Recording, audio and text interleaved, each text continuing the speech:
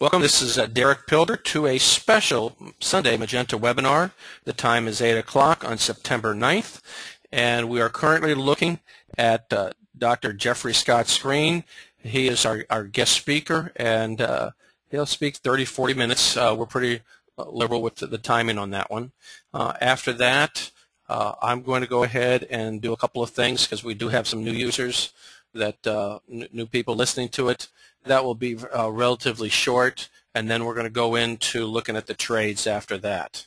So, and I met, one of the benefits that I have is that when I travel around to these various workshops, I get a chance to meet people firsthand, and I met Jeffrey over at the LA workshop for the first time, and it was interesting to see what he's doing. I found out he was doing webinars on his own, but without wasting any more time, let me take the mute off of Jeff. Thanks, Derek. Jeff, I've just unmuted you. We got you loud and clear. What I'm going to do is, we got you loud and clear. Okay? All right, well, thank you. I'm going to mute myself. Yep, all right. So again, thanks everybody for coming and joining today. My name's Jeff Scott, and Derek's giving me this opportunity to show you perhaps a little bit different approach. You'll see how I come together with Derek's approach. I'm going to look more at a top-down approach, looking at the markets, industry rotation. I find the stocks that I like, and then I test them with Magenta to make sure that I'm not buying things when they're about to drop. I use a program called High Growth Stock Investor. It's a relatively modest size program from the number of users, and those that are fans of George Lee, and if George is watching, you'll see that you can do much of what George pulls out of the various websites on your computer very quickly on a daily basis, understanding the market and see what's moving. So without much further ado, I'm going to try and do something which I never do, which is finish things on time. So I've got about 10, 12 slides to introduce you to some concepts, and then I'll show you how I use the program. So as everything else that you do on the web, this is for educational purposes only. Any recommendations that I make are in the spirit of education and not investment advice. I kid you not, on the next bullet point, I'm a doctor, not a broker. And if you don't know, most physicians lose money with their investments. And I wish my wife wouldn't hear this, but I blew up an account or two back, 10, 15 years ago when I just started up myself. I'm not affiliated with any software vendors or trading companies. So everything I'm going to show you is what I do. I paid for all the tools I demonstrate. I just like the things that I use. And obviously, any trading we do involves risk, especially if we cross over to the land of options and futures. I hid my desktop, and I'm sure Derek knows why when he saw the zillions of icons that live there. But if I was stuck on a desert isle, I don't really need much to trade. I need something with real-time quotes. I'm pretty married to TradeStation, mostly because I've got a lot of investment in indicators and strategies and programming. But I really like Thinkorswim, and I can see myself moving there from a trading perspective over time. From an analysis, I use HGSI, which, as we call it, for my scanning and my after-hours charting. You'll see why. Probably won't spend much time with EdgeRater tonight or ETF Bandit. They are a separate program, but they interact with the data feed of HGSI to give me an additional view and opportunity understanding what the market's doing. And then obviously Magenta Trader. I've been doing seasonality work for years, like many. I own Best Choice. I own a couple other programs that try and do some seasonality as well. But I'm pretty pleased with what I've been doing with Magenta. And then I'll introduce you to a couple of my friends tonight, Woodward and Brown Investing, and some of the things that I've learned from them. I call them my friends. I really consider them my gurus, and hopefully you'll learn a little bit about them and from them tonight. Whenever somebody talks to you, unless they're the person that actually developed the indicator, which I have for one, which I'll show you at some point, most of the people have learned from other folks, and I'm very proud to tell you where I've learned from. And you'll hear as I go through my presentation and I look at some charts, you'll probably hear some of these folks in what I talk about. Up top are Ian and Ron Brown, and they're really the gurus behind highgrowstock.com from an investment perspective, and I'll talk about some of the things I've learned from them later. But you'll hear me talk about Force, which comes from Alexander Elder, William O'Neill, Investors Business Daily, investors.com, Daily Graphs, MarketSmith. Great book. I'm sure all of you have read it. If not, shame on you. You need to read it. Basic, perhaps, but really a great book. And when you finish that one, the pocket pivot twins, Morales and Catcher, who used to work for O'Neill, that really show you what you can do with some strong computer programming and great intellect, taking what you can learn from O'Neill. And then I played in and out with Value and Time, Pascal Williams, Effective Value, looking where the big money goes. I'm doing something else now in Thinkorswim that's all about the big money when I do my trading during the day. And then I learned candlesticks from listening to both David Elliott, who we recently lost, and Steve Bigelow, who's still actively, who's his book.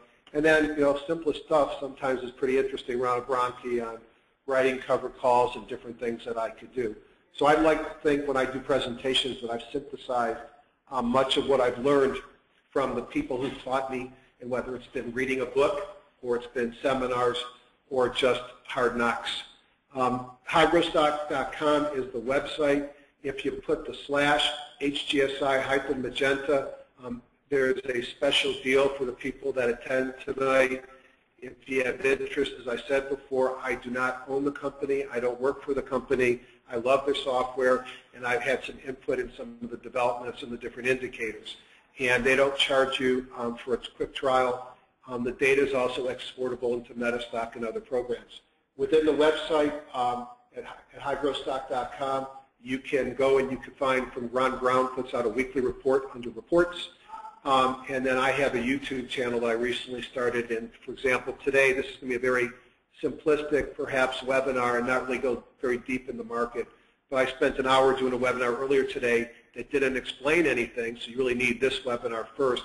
But my YouTube site, which is brand new, is JAS Cancer Doc, and I have a webinar that I did before Labor Day, and I did one today as well. If I entice you and you're interested, there's no fee for any of that. And then on the website, there's something called the Learning Center, a host of webinars, many done by me and others if you want to learn more about the program. And then, I met Derek live in Anaheim. Now, that had to be the best value in investor education. I remember it was $150, $200, whatever it was, to get Dave McMullen, George Lee, Derek Pilger, Sue. It was just a great educational program. I learned a lot, as I said, at a budget. This is a meeting that I go to twice a year for the last decade. It's in Palos Verdes Estates, which is a little bit more upscale than Anaheim, but not far away from Orange County. It's south of LA. It's a two-day meeting, and Ian Woodward is outstanding. John Bollinger, who wrote Bollinger Bands, had a recent interview in Stocks and Commodities and talked about how Ian's probably one of the greatest analysts in our time. And much of what I'm going to talk about tonight, I'll say Ian, Ian, Ian all over again. So let's talk a little bit about what I do, how I look at the market, and how I incorporate tools, including Magenta. I'm really a student of the market, and I love Magenta. I love doing the bottoms up and searching with the screener, finding stocks that are the right time of year to buy. And I've made a lot of money with that, both Magenta and other seasonality programs. I'm a big fan of that.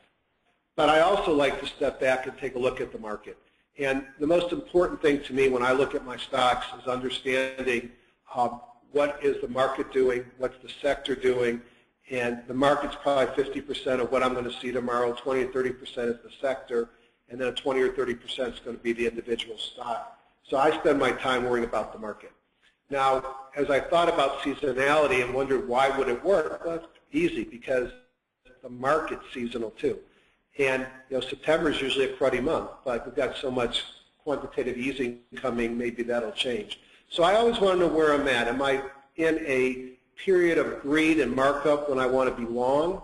Am I in a period of fear and dumping when people are selling at any cost to get out? Am I in uncertainty? Stage 1 ambivalence and stage 3 to me are both very similar because in many ways you don't know if you're going to break out of this to go higher or you're going to fall. And although this looks like a big story here, this could be looked at on minute charts as well, whether it's a stock, an indices, sector, etc. And the old adage of don't fight the trend is a very true thing. I mean, if you got an uptrend, you're going to do a pattern like this. Here's that little, they're never so sharp as this. Where do you want to buy? I want to buy pullbacks, and that's my style. I buy pullbacks. Why do I buy pullbacks? Because I know where to put my stop just below the pullback. Now, in reality, sorry about that, probably doesn't matter where I bought in a strong uptrend. In a downtrend, I don't want to be long, because the only time you can make money in a downtrend is a very short period of time, and I'm not that good to pick it up. So I'm not a big shorter, but what I do is buy contra ETFs and buy puts. And often we're not trending, and we're more of this phenomenon, which is sort of a Darvas box, which I thought we were in over the last couple of weeks, sitting up here, where I didn't know if we would break to the downside or we'd have another run. But during the period of the Darvas box, you could sell it resistance and buy it support and make money all day long, knowing that eventually you're going to break up or break down. So what I want to do is I want to take my software tools and not only use them to help me understand what the best sector is in a given moment or what the best stock is, but to get a sense of what is the market doing. And Woodward and Brown Investing, as I said, they're sort of the gurus, Brown and Ian Woodward, behind HGSinvestor.com from a investing perspective. George Roberts and Matt are from the technology perspective. And they've given me intermittently permission whenever I've asked the ability to share this, and this presentation will be available from Derek as a PDF download, hopefully on the site. So what they're really doing is trying to look at that pattern of up and down in the market, rallies and corrections, and can we take indicators that we might be familiar with, make them better, and then use them to understand the ebb and flow of the market, and perhaps to even fine-tune our entries and exits in stocks. So this is a very much top-down approach. So I'm going to introduce you. As you look up here, you see names that you've probably never heard of before. Eurekas, kahunas, bongos, bingos, high jumps. I'm going to introduce you just to the definition very quickly of what these are. And then I'm going to jump into the program, into the market. And like I said, if you like the mumbo jumbo that you hear, there is a free trial, and you can go to my YouTube site, or later on today it'll be on the High Growth Stock, and actually download the webinar that I did today, which won't go into any of the explanations. So those who are fans of O'Neill, let me back up for a second. One of the things that we want to look at are capitulation days, something that O'Neill's talked about. And if you look at Investors Business Daily, they talk about distribution, accumulation days. Well, capitulation to us is when the baby's going out with the bathwater. And when we see a market get trashed, we measure that trashing by using wild RSIs below a certain point, percent B below 0.1, accumulation distribution, no accumulation at all. You get to a point that just doesn't happen very often. And when that happens, we program the software, they program the software, to trigger a bingo signal. Now, a bingo signal tells me, boy, we're almost near the end, and that's probably capitulation. And it tells me to sharpen my pencil, again, whether I'm looking at the market, a sector, or a stock. Now, a eureka is our version of a follow-through day. And try not to get lost in the definitions, because you'll have the verbiage from this presentation. But in the Investors Business Daily, they look for a high volume day up more than 1%, occurring 3 to 5, 6 days after a market move. And that is a follow-through day. Well, using some of the best of ARMS and others, Ian's developed the Eureka up and the Phoenix down signal, which tells us really to stand up and take notice. It's calculated just on the NYSE. And so if I see a bingo, then I'm going to look for a Eureka, because that Eureka is going to tell me that the market or that instrument's likely going to change. So what do I really want to see? Well, you know, probably the easiest turnaround of my lifetime to see was in March of 2009, looking here at a weekly chart of the NYSE. And these gray bars are the bingos. And what we're looking for is a series of bingos followed by a series of these green bars called the Eurekas. And that told us in HGSI Investing, and our board was very active, talking about how we got that we were likely seeing the bottom in this market, and it was time to go long. So big fans of these two indicators, and I see the bingo at least on a stock, the Eureka, and we'll see some Phoenixes unfortunately as we go forward, are based upon the NYSE giving us an indication of what the market is doing. Now, this cup is my Bollinger Band. And if you think about a Bollinger Band, you've probably heard the term Bollinger before. You can find it in every charting program. It measures a midline we'll call the 50-day, or the 50% line. And then based upon the volatility of the instrument, index stock, group, etc., the band will get wider and narrower based upon the volatility of the instrument.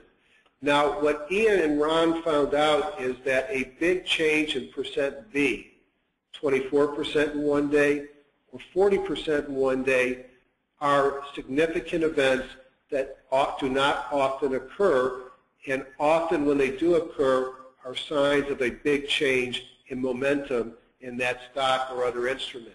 That might be interesting, for example, for Derek to incorporate in some of the charting as further evidence of expecting a stock that's been pulling back to follow the seasonals and move up, because to me it's a great signal of a turnaround in the marketplace. Now, the other thing about the Bollinger Bands are you can be less than 0, which would be very oversold, tendency to come back into the bands very quickly, or you could be above 1 where you are overbought. 90% or more of the time your stock is going to live between those bands, and if somebody tells me the percent V is 0.5 on a stock, I know exactly where that stock is. If they told me that it changed from 0.5 to 0.9, I know that was a 0.4 or a big change.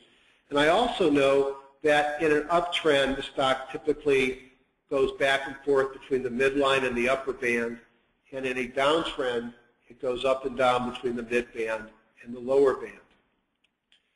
Lastly, one of the indicators that we developed, this one I can say we because I was involved in it, is what we call the bongo.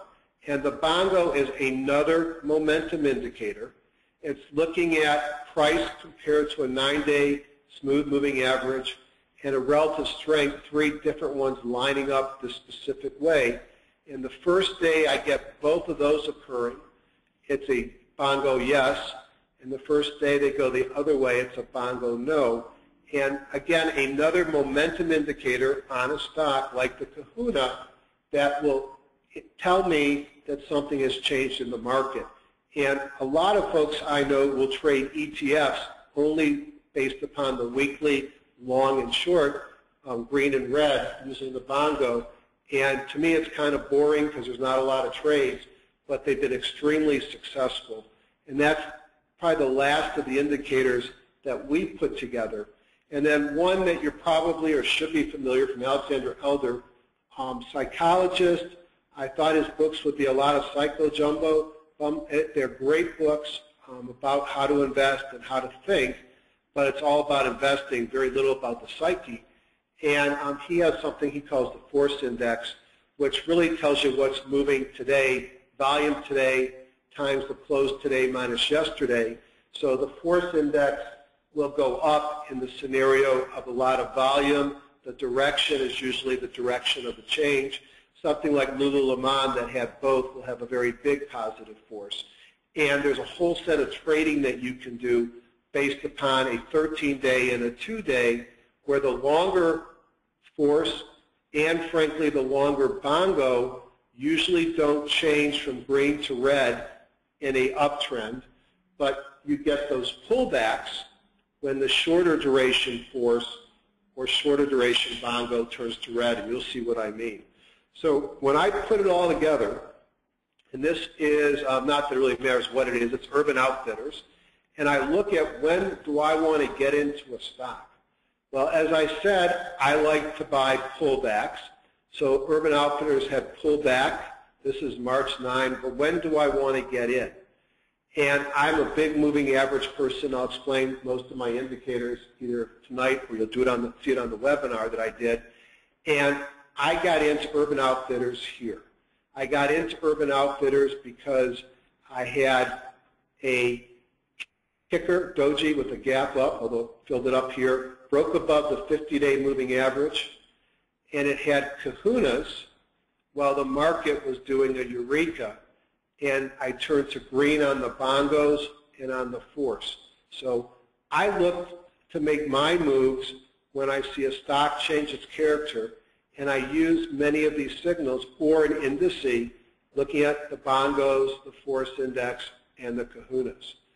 So at the end of the day, what HGSI has done, and how I find it so useful as a tool, is they have put together a series of indicators to help the user understand on a stock or on a sector or an indice where we are in that big cycle. So I'm not going to have time, obviously, to spend 45 minutes. Maybe I'll get the better part of 25 minutes before I finish. But I'm going to show you how I spend my time and do a quick analysis of the market to understand what's working now, whether I'm in or out, and where I want to do my trading. So at this point, I'll say goodbye to my PowerPoint with my favorite parting message, which I heard from Ian, is be your own guru. Investing is a business. Make sure the right employees, tools, and software. Those are my employees. Keep your education and trade the market we have, not the one you think we should have. I would have thought that this market would have been much rougher last week, except it's not the case, and much of it's because of the talk about the quantitative easing. And I'm afraid that much of what happens this week is going to be driven by the Fed. So let me jump into the program and show you how I use it. Unlike Magenta Trader and VectorVest and others, it's not very imposing. This is the program, a simple bar here. The designer is our tool cabinet or our filing cabinet. Unlike Magenta Trader, although Derek and I have talked about that someday an update, his will do the same thing. All the information is stored on your computer. It's a one-key update. You don't pay for a second source of data, similar to Magenta Trader. But you could trade offline or you could scan and search offline, which I like a lot. The reference groups contain all the usual suspects. Interestingly, you can actually look at components of the indexes or in the ETFs and look at what are in the various components.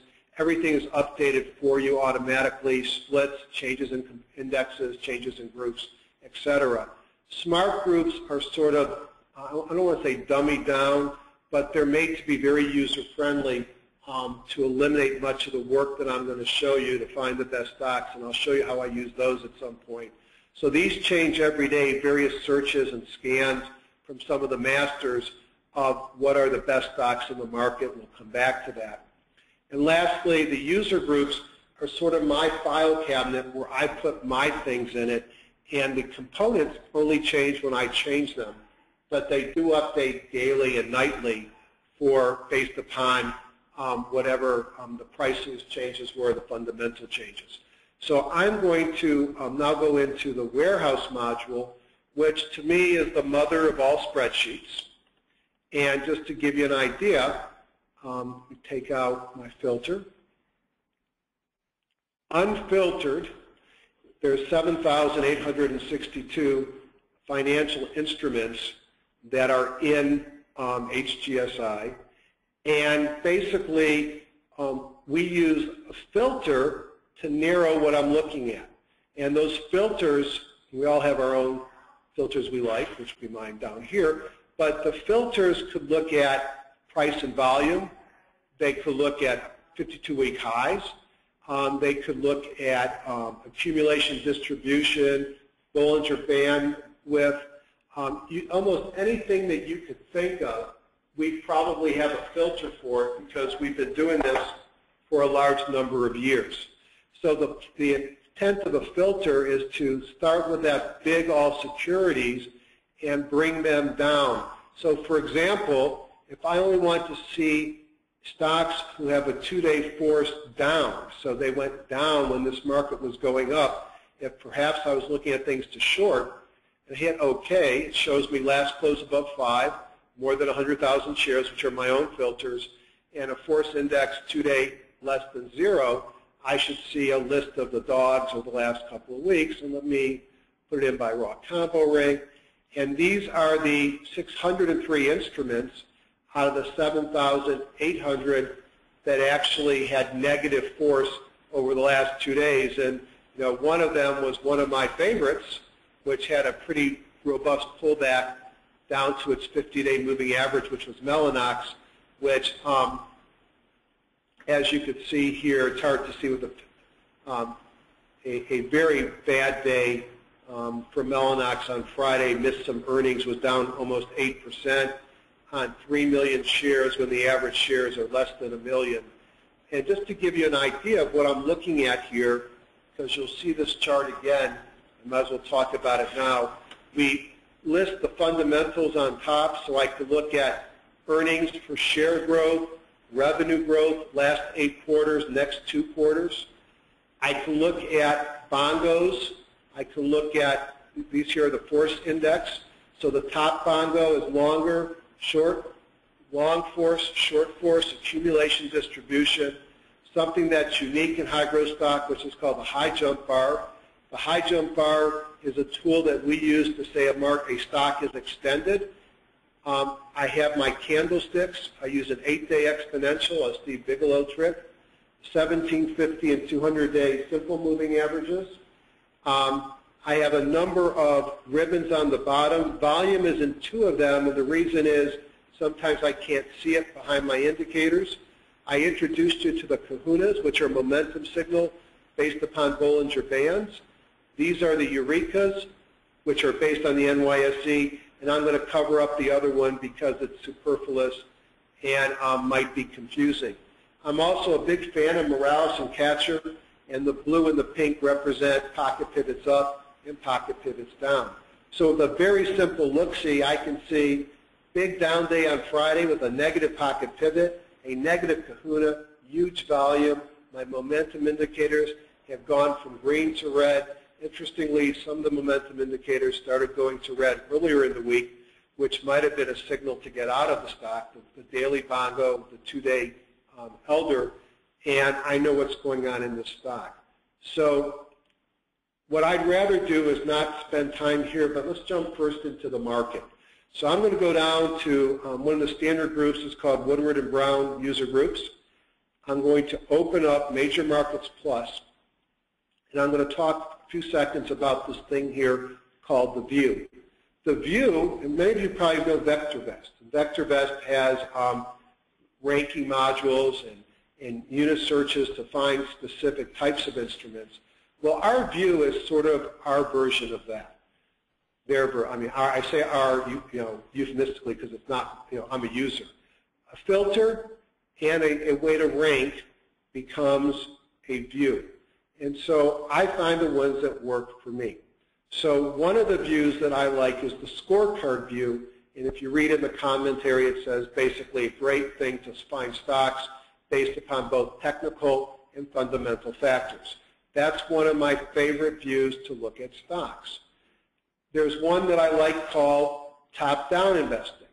And top-down investing, I'll just look at the ranking module, I use for looking at the indices because this looks at all technical, don't really care about fundamentals on an indice, and it looks at a balance between short-term, a 1-day, which is heaviest weighted, versus a 5-day, but it also looks at both that 2- and 13-day force, which means it's taking in price change and volume changes over a 2-week period of time, plus accumulation distribution, 100% technical, but not just what happened yesterday and today.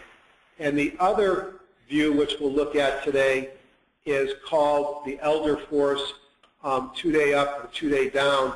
And that view is ranking things on one thing. It's ranking them on that force index, and basically it's plotting a 2-day exponential, and it's either a positive or negative, above or below the 0 line, and that's the only thing that's being looked at. So that is sort of your super short-term measurement of what's happening. So I'm going to put it on my top-down analysis I'm going to look at where the strength is in the market. Now that combo ranking is ranking these on those things I talked about, 1 and 5 days, 2 and 13-day force. It's telling me the strength is in the NYSE and gold. I think Derek's going to talk about volatility. Is it time for volatility to turn? Volatility is extremely low. It was the worst performer last week, down 8%, down almost on Friday, down almost 20% in the prior 5 days. And the strength in the market, if volatility is low, if the dollar is weak, then you can figure out that the strength is going to be in small stocks, gold and silver, and commodities. And you can see that they're all ranked higher, although the best was the NYSE Composite. And let's just take a look at that and how I look at these indicators when I look at the stock market. Not my fastest computer. I'm not at my house, so I'm using one of my notebooks. But you can see, I'm waiting for the supercomputer from Derek. Then it'll be faster. And you can see that our NYSE, and I'll look at the S&P 500 as well, has been in a rather loose, choppy, gappy uptrend.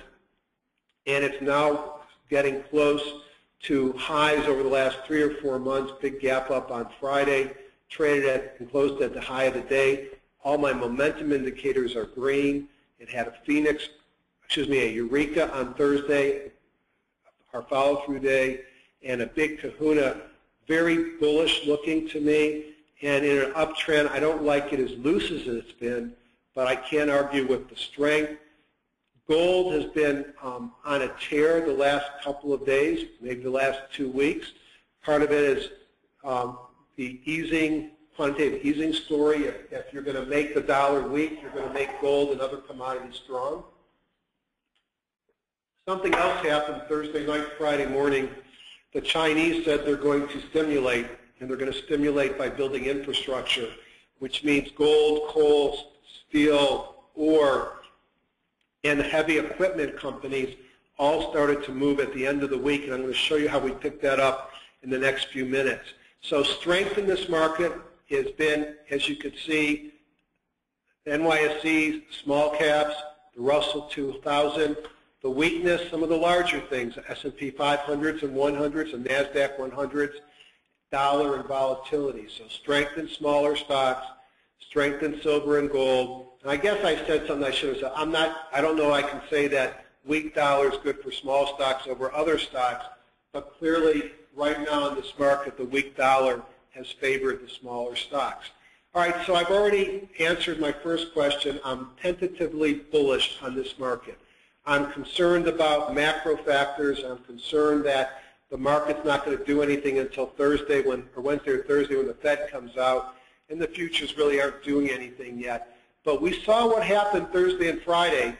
If the Fed puts in liquidity, this market's going to have another leg up. If the Fed stumbles, if something happens in Europe, if the German courts say that they can't fund this bond buying ECB, the market will fall like a rock. Right now, I think the least resistance is up, but it may not happen for a couple of days. Now I want to know, where do I want to go from a sector perspective? So one of the things that I'll do with Magenta is I'll find the best sectors, the best stocks, and try and find within those stocks that are likely to move, and I'll show you an example in a second.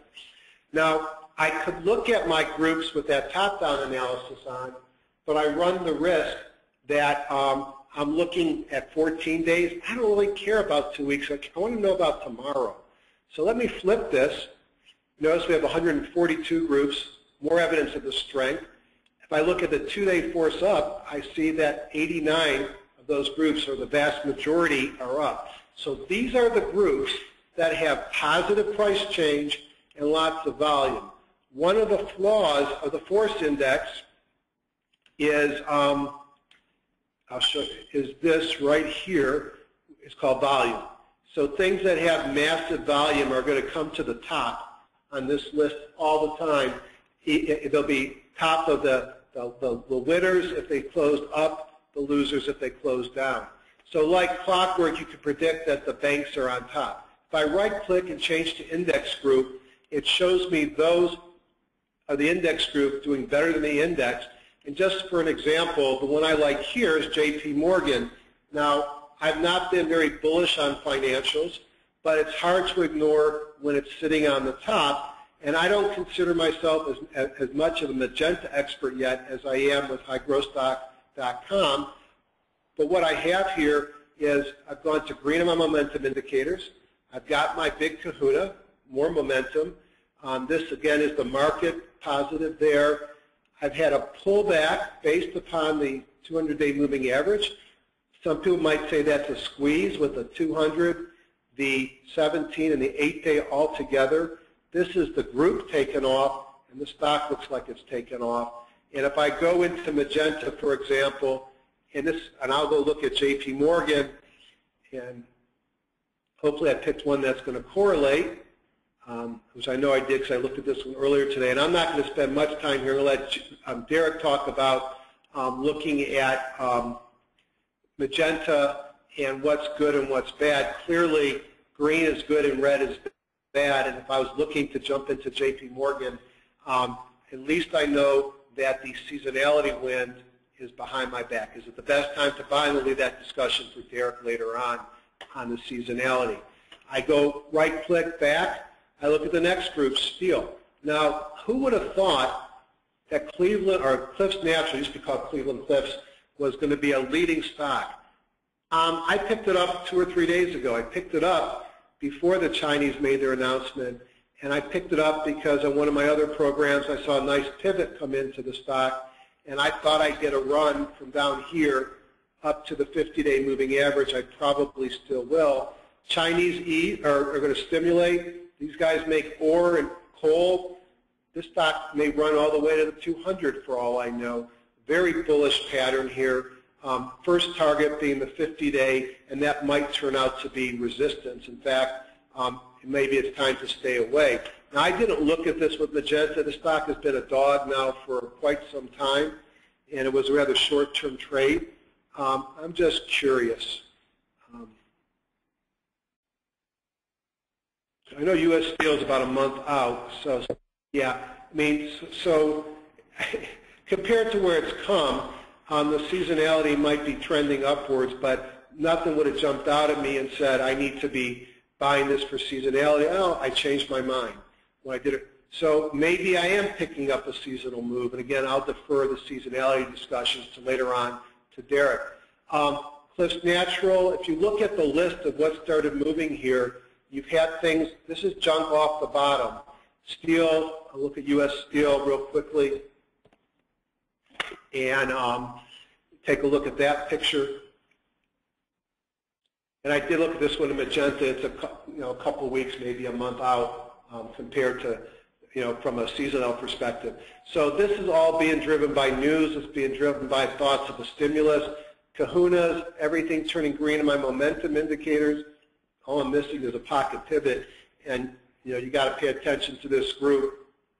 And clearly, if U.S. Steel breaks above this 50-day moving average, it's got a high likelihood in my mind of running up to the 200. Why do I like pullbacks? Because, boy, I'm not going to touch this stock until it's above the 50. Then I got to stop right at the 50. I can control my risk. All right, enough of this one. Let's take a look at something else. Back. Oil and gas exploration. These are other stocks that have been in the toilet. Look at Pioneer Natural Resource Company.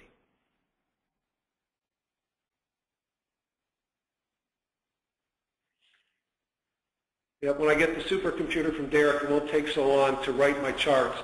I am joking, but it's my personality. Stock that's pulled back. In fact, it was living below the 200-day moving average, which I don't like. Obviously, it's had change in character with the momentum indicators becoming much more green with some pullbacks over the last month or so. But something's happened here. It's broken above the 200-day moving average, pocket pivots, big kahunas, Eureka's on the market, not because of earnings per share growth, but some sentiment has changed favoring these oil producers. For the first time in ages, I started seeing these showing up on my explorations. And just another one that you might be interested in is Continental Resources. Similar pattern, pocket pivot, kahunas for 2 days, all green. beaten down stock. If I buy this, I know that if it comes below the 200-day moving average, my hypothesis of buying it as a pullback out the window, I'm done, I'm out. Now, I'm not going to go through other of the industries because I'll never get done, but suffice to say you can go through each of these and find the best stocks that are moving right now. So market, sector, and then stock. I can also look at the downs, and you can see part of the strength in the market, very few of these are down. So that's another thing that I find very useful about the tool. Now, a couple of shortcuts. If I go back to all stocks, all securities, and I look at another view called the sprinters. I'm not going to spend much time on this one, but it comes with the program. I just know that this is finding me a list of stocks that are fundamentally, technically strong, and they're moving right now. And if you look at this, you see home building. You heard about the strength there from George Lee earlier. Look at Calumet Specialty Products. Are you in this one? I am. George always says that. I always feel bad if I'm not when he says it like that. But you can see Calumet. I mean, I've been in this for a while. Similar patterns we talked about before, but you've got kahunas coming in, lots of pocket pivots, moving up nicely. Earnings per share are going to slow down perhaps. That's had a very nice run on earnings. So I will use sprinters as a technique to identify the best stocks in the market. Another way of finding the best stocks in the market would be to go into my designer and use something called group inclusion report. I mentioned before the SMART groups, and Derek, I'm going to finish up on this and maybe one or two other comments, and then I'll turn it over to you. In these strategies are various things that are run automatically every night. For example, if you read Morales and Catcher and are interested in pocket pivots, you don't need to go to the website. You don't need to look at charts. Here's your list of the pocket pivots that occurred in the market on Friday. All right. Here are a number of other canned searches that are put together by the staff at HGSI, things that have come up with from users like myself or Ian and Ron, our gurus who don't like to be called gurus. So if these lists, at least most of them, not the bottom two, represent the best of the best, then maybe if a stock shows up in a lot of lists, then it's a way of finding out the best stocks. So one thing you might want to do then is go to Tools, Group Inclusion Report, let us clear everything, and let me pick some of my favorite groups before I finish up. Pocket pivots, best criteria, ERG 240, strong EPS, relative strength, and group rank, growth stocks, HGS 100, leaders, quarterly EPS acceleration, strong EPS rank. Those are my favorite groups. I'm going to make a group from the report. I want 10 stocks in that new group, and I'm going to call it double A's, Magenta, top 10. And I'm going to hit OK, and I'm going to type top 10 here, so it finishes. And it's going to search those lists and show me the stocks that ended up the most times. And so all I might do on a short night is look at what the market is doing and run this test, go back into my lovely toolbar, go into my warehouse, go find that list we just put together. AAA, where I call this Magenta Top 10. Let me go into a scorecard, which is my favorite view. And I very quickly, before I say goodnight, I'm going to run through these, pointing out why they were attractive in the program, and then turn it over to Derek. And maybe he might want to look at some of these during his presentation from the perspective of a Magenta and seasonality. We already talked about Calumet. This would have been the first one on your list, all green, probably getting extended. This line here is worth the cost of the program. On my webinar I did earlier today, I went through how it comes out. But like clockwork, when this hits the top, stock pulls back. And We're getting close to the high jump on Calumet. It's extended. I probably would be careful buying more. The next stop, Lithium Motors. They're aggregating car dealerships. Who would have thought we'd get back to the point in time when that's a growth industry? Really a big move last week off of the 17-day moving average, not extended. Everything's green with kahunas and a bunch of pocket pivots. Would have been nicer to buy it down here, and you would have seen it with HGSI with kahunas and a pocket pivot. It would have showed up on my scans. Dillard's, a number of the retail department stores have been performing very nicely. Has been basing now for about 3.5, 4 weeks. Looks like it's getting ready to run again. Might be something that I would definitely jump into this. Whoops, wrong button. Sorry about that. And again, not the Magenta expert yet. Hope to be. Come to one of those training sessions.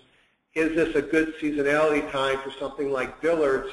And you know, that might be one I might ask Derek to comment on later on. Something's going on in retail, except for Francesca's. Most of the other retail has done well, but there were some pullbacks last week in Ross and others. Questor Pharmaceuticals, very loose and all over the place, but certainly a leader in the biotech space. This was a riot. Came out with news, and I'm a doc, and I thought the news was ho-hum. And the stock traded up big. The next day the market realized the news was ho-hum. It came back down. It's given us a loose, rounded bottom, a gap up. I think this is running again. Great earnings per share. Had a great day on Friday with earnings. Who would have thought making railroad cars is a booming business? Trinity, Greenbrier, and Wabtec all made my searches this week. All look the same. Deep pullback, breaking above the 200-day moving average, green on the momentum, kahunas, and this is in the business of heavy trucks, machinery. These guys make railroads. This is all about China. If China stimulates, we make money in the market in these sectors. Cabela's, there's not an outdoorsy bone in my body. In fact, my wife used to laugh that the Lemonheads did a song about me called I'm Not the Outdoor Type. They weren't kidding. But here's a store that I think sells outdoorsy stuff, and you could see the nice run-up it's had, getting close to the top. And you could see even earlier on, hitting the high jump here, it pulled back. So the high jump is a meaningful tool, getting close, not there. Alexion, the big brother of biotech, small company. It looks much more impressive on a weekly. I hope you're in this one. I know George Lee has talked about this. They make one drug. They charge $380,000 per year per patient, and they'll probably never have generic competition because of the orphan status and the small number of people. How would you like to bought this stock 2 years ago for $25 a share and have it 112 and have a sizable position? All I'm trying to demonstrate here is using this group inclusion filter. Although most of these do not look like they're at 5 points, you can build a watch list of some of the best stocks in the market. Transvision is a defense play, clearly not extended, based for a while. Looks like it might be going on a run. Pulte Group, George talked about housing earlier. The entire group looks like this, big runs. But if you look at Pulte, Reiner, Toll, they all had some pocket pivots the last couple of days. All green and momentum, great earnings per share growth, starting to get some toppy looking candlesticks, but lots of power here. Ryland is another one, same story, better look the same or I'll look stupid. Not quite as good, a little looser, but you can see the same terminal picture, great earnings per share growth, and that's it on the top 10. So that's been kind of a whirlwind, but I wanted to thank everybody. I want to thank Derek for letting me do this. And as I pointed out in the beginning, and maybe I'll just take 1 second. I did not want to hit that button, but that'll work. We have a special offer, and I think Derek will post this if he hasn't already. I'm not. All right, and if you go into Internet Explorer or whatever your favorite is, futures kind of nothing, which is what I'd expect, and you open this up, it'll take you to the splash page. My name's on it. Magenta's on it, and you'll find you can get a 30-day free trial, and after your 30 days, if you decide, or when your 30 days are up, if you decide to keep the program, they decided to give an additional discount. You'll get 30% off the price, or you'll get it for $480. I kid you not, I get nothing for doing this except I love this program. I'm trying to support them. Give it a try. And like I said in the beginning, I did do a webinar today. It's on YouTube. Frankly, I thought it was pretty good, actually. And it's something, if you want to do, my YouTube name is I think it's JAS Cancer Doc. I'm going to go look real quick, and then I'll turn it back over to Derek. Hey, Derek, this is Derek here. I have a question for you. Okay. Yeah, let me check out. Here's one from Amit. Can this software smell out the increase in volatility or any unusual option activity? No, great question. I actually got a trick to do that in TCNet, but I can't do it in this program. It's not going to pick that up. Good question, though. Thanks.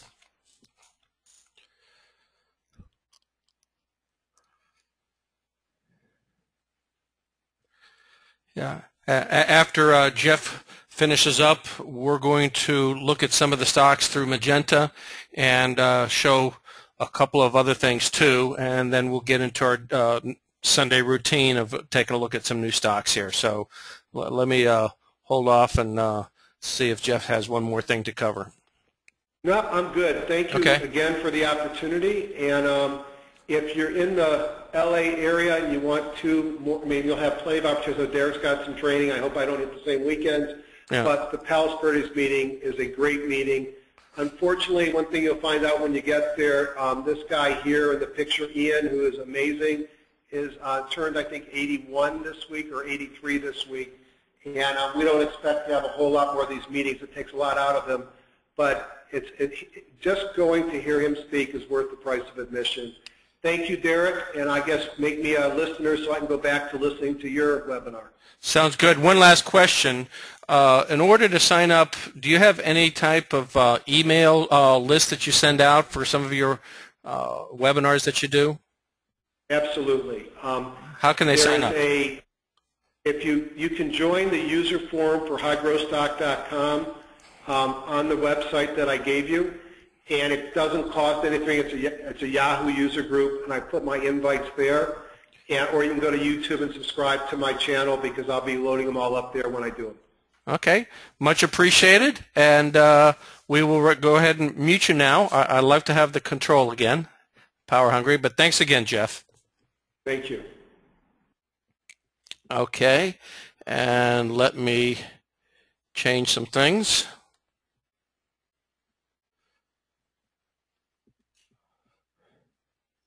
Take a second. Show my screen. And I'll bring Magenta over.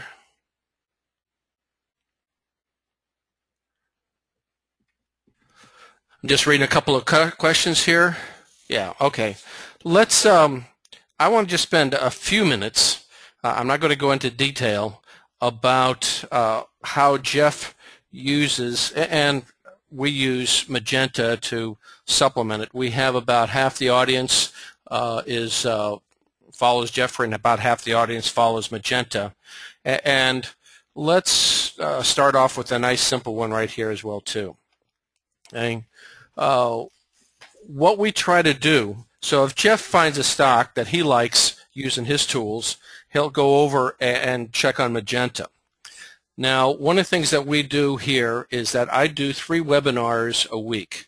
I do Sunday, Tuesdays, and Thursday, all at 9 p.m. Eastern. Sunday is open for everybody, no charge. The other 2 are open for people who own the software. Okay? And this is one of the stocks that we talked about, CDE. And what we have is a 1-year end-of-day chart. I have 6 months of candlesticks, and today's date is represented right at this dotted red, the dotted red line. And one of the things that we also see is our yellow line, which is a 10-year composite average. Okay? Now, we do not include the candlesticks into the composite average because we want to see if there's a fair comparison. Okay, so it doesn't skew it favorably.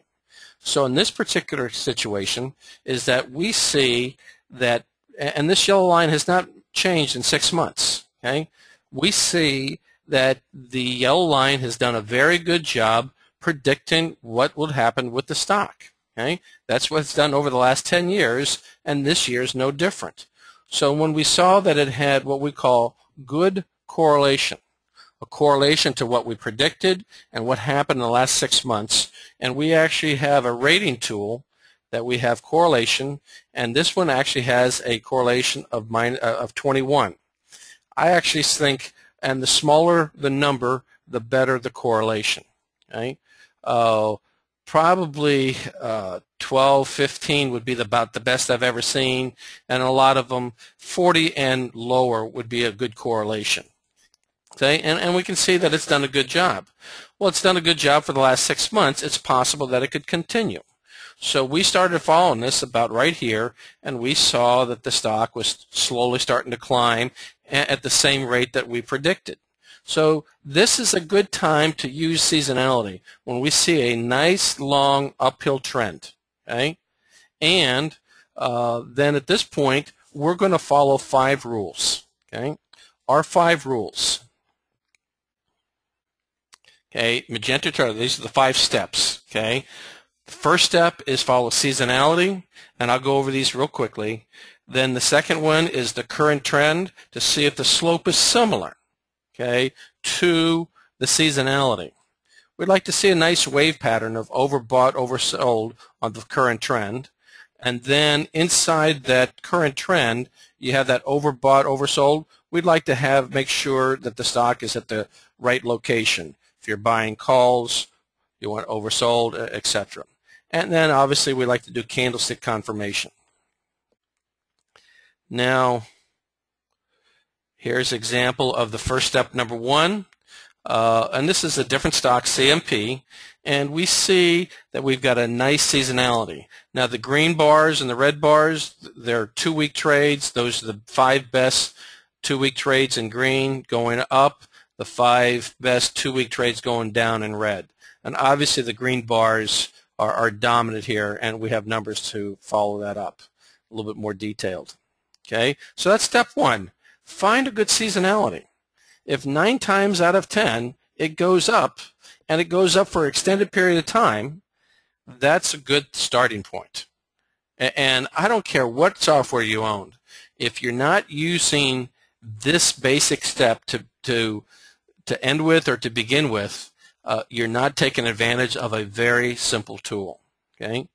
Next is I talked about on the current trend. Now the current trend just needs to have a minimum of 20 days, and I'd like to see 3 waves: a wave up, a wave down, a wave up. Once we've achieved those things, that's a definition of a current trend. I also like to see if the current trend is in the same slope direction as what we predicted. See my yellow line here?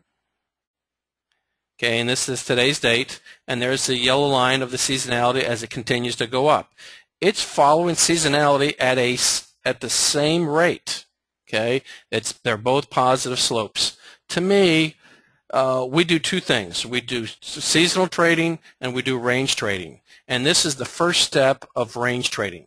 Okay, if it hasn't done in the past, why should I expect it to change? So it has gone up in the past, just like seasonality predicts. Okay. Step 3.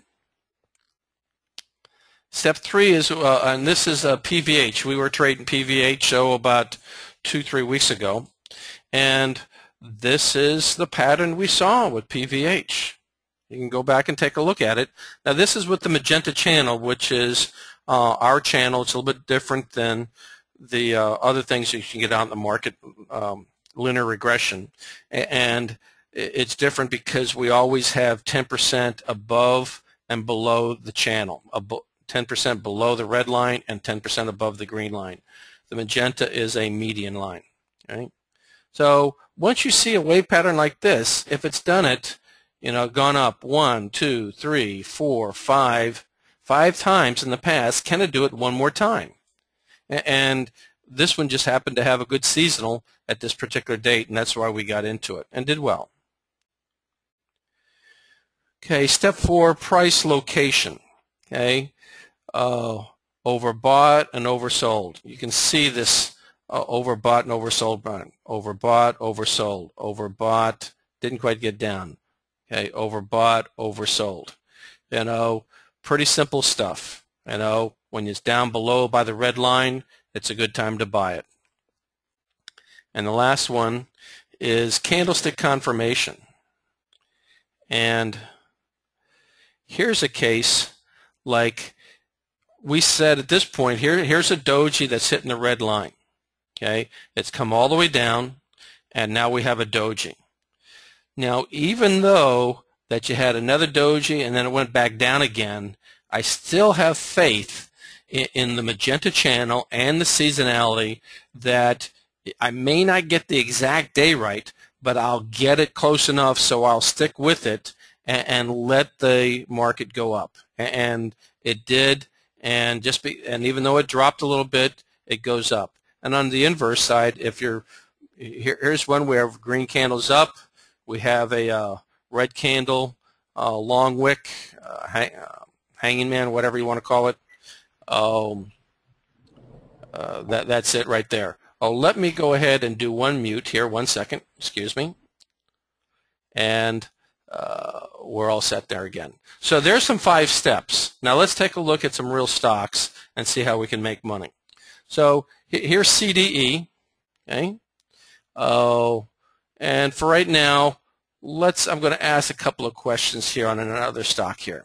So here's CDE. We've talked about it. Is it too late to get into it?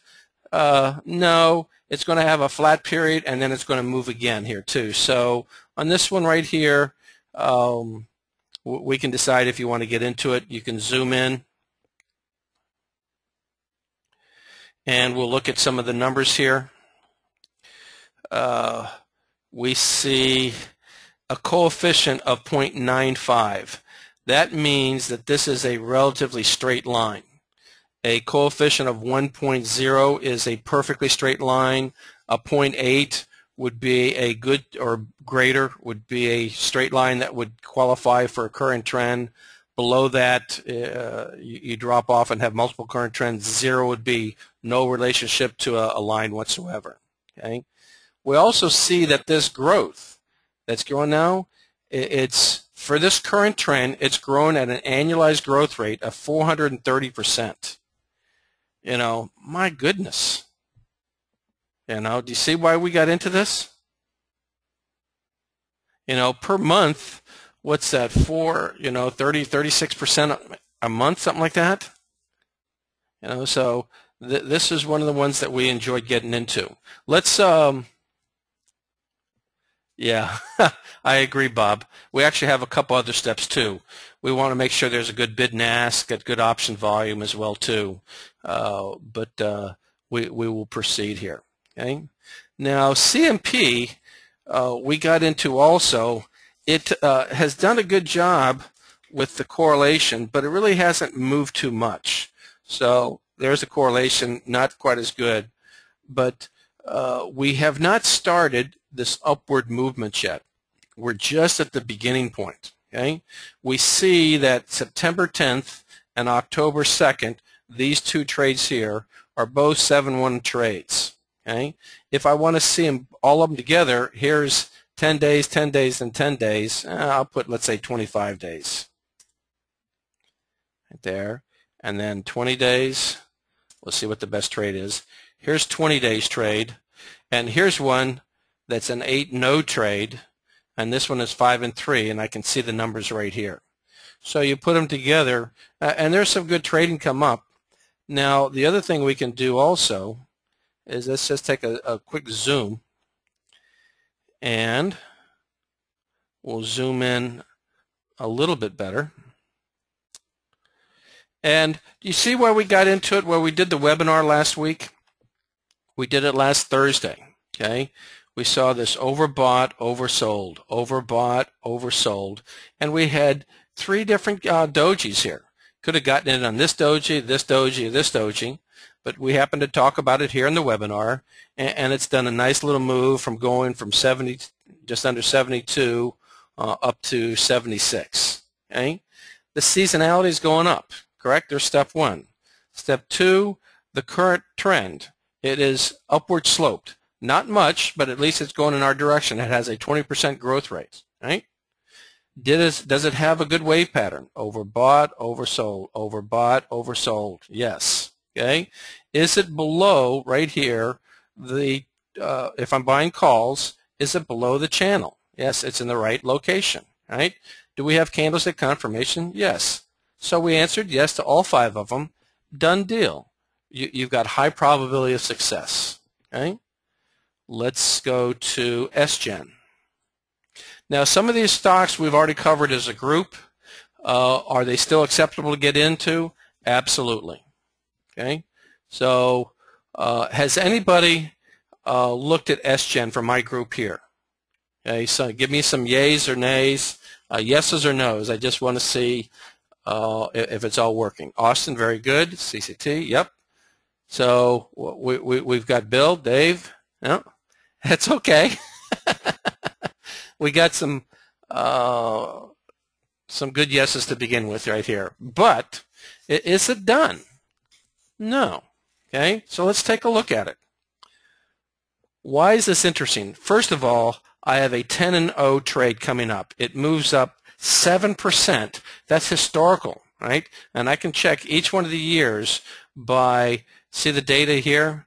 I can go out here and look at the time, 1739 to 1836. And I can just put it on the positives for now. Right? So if I look at 2009, 2009 is the third blue one down, 1253 to 1376. So it's taken all that information for you and put it here. So the last 10 years it's gone up, and it's gone up an average 7%. Can I handle something that's just an average movement of 7%? Yes. Okay. So we've got good seasonality, right? Now we can start here, and we do have some tools to find out your current trend. You see this limit coefficient button? I don't want to get too advanced, but we use that to help you find the current trend. It just does it mathematically for you. And if I want to tune in a little bit tighter, that's fine. Now this particular one, I see I have a coefficient of 0.93. Pretty much a straight line, and you can see that as well too. The volatility, the range is 1.29 between the top and the bottom. In terms of percentage, it's only 4%. So that's pretty steady with a growth rate of 209%. Okay, 209%. So 240 would be 20, right? 20 times 12. Right? So you're talking about 17% or so. So we have a 17% growth rate if it continues, this stays within this channel. And you know what? The seasonality supports it. So here's step number 2. It's going uphill, right? We do have a wave pattern, and I can see this wave pattern simpler if I just take off my seasonality, and that allows the scaling to take place. The overbought, oversold, overbought, oversold, overbought. Guess what? It's coming on down now. Give it a chance to come down, touch the red line, get a candlestick confirmation, and then it's a good one to get into. Nice retrace too. Thank you very much. Okay, we got a couple of them to take a look at, including BAX. Okay, so there's SGen. Okay, now one of the things we also include is that we look at the earnings play. Okay, now we looked at this earnings play, and I'll do one after this one, but we didn't see a good earnings for this one. We talked about this in the Magenta webinar, Magenta Festival, Sunday before, as everybody goes home. We looked at it, and we saw that the earnings was not remarkable. So if I go over here to earnings, and I lined this up on August 23rd. Now here's what we did. See this point right here, kind of a downhill slope? This is when we line up earnings on all of the last 10 years. So we move the lines back and forth, and we see that this does not have a good seasonal earnings play. So it wasn't good enough for me to say get into it to go down, and I don't like it when I want all the stars to line up. Okay, so I said on this particular thing, see, this has a positive seasonality. If it's got a negative earnings, I kind of skip over it. I want everything to go in the same direction. So our comment was to go ahead and pick it after, excuse me, let me put this back on the right month. We said to pick it after the earnings came out, and then it's a good stock to get into. Okay, and I can actually put this relative to current as well too, and put it back on to the right month, the earnings.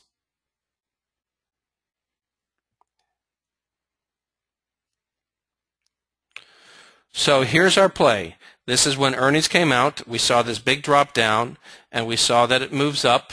And so we've moved here from $28 up to $33.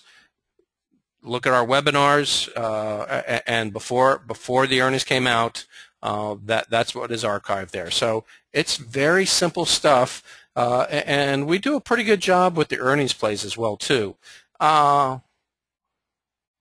Okay, now the next thing is we have a couple other ones.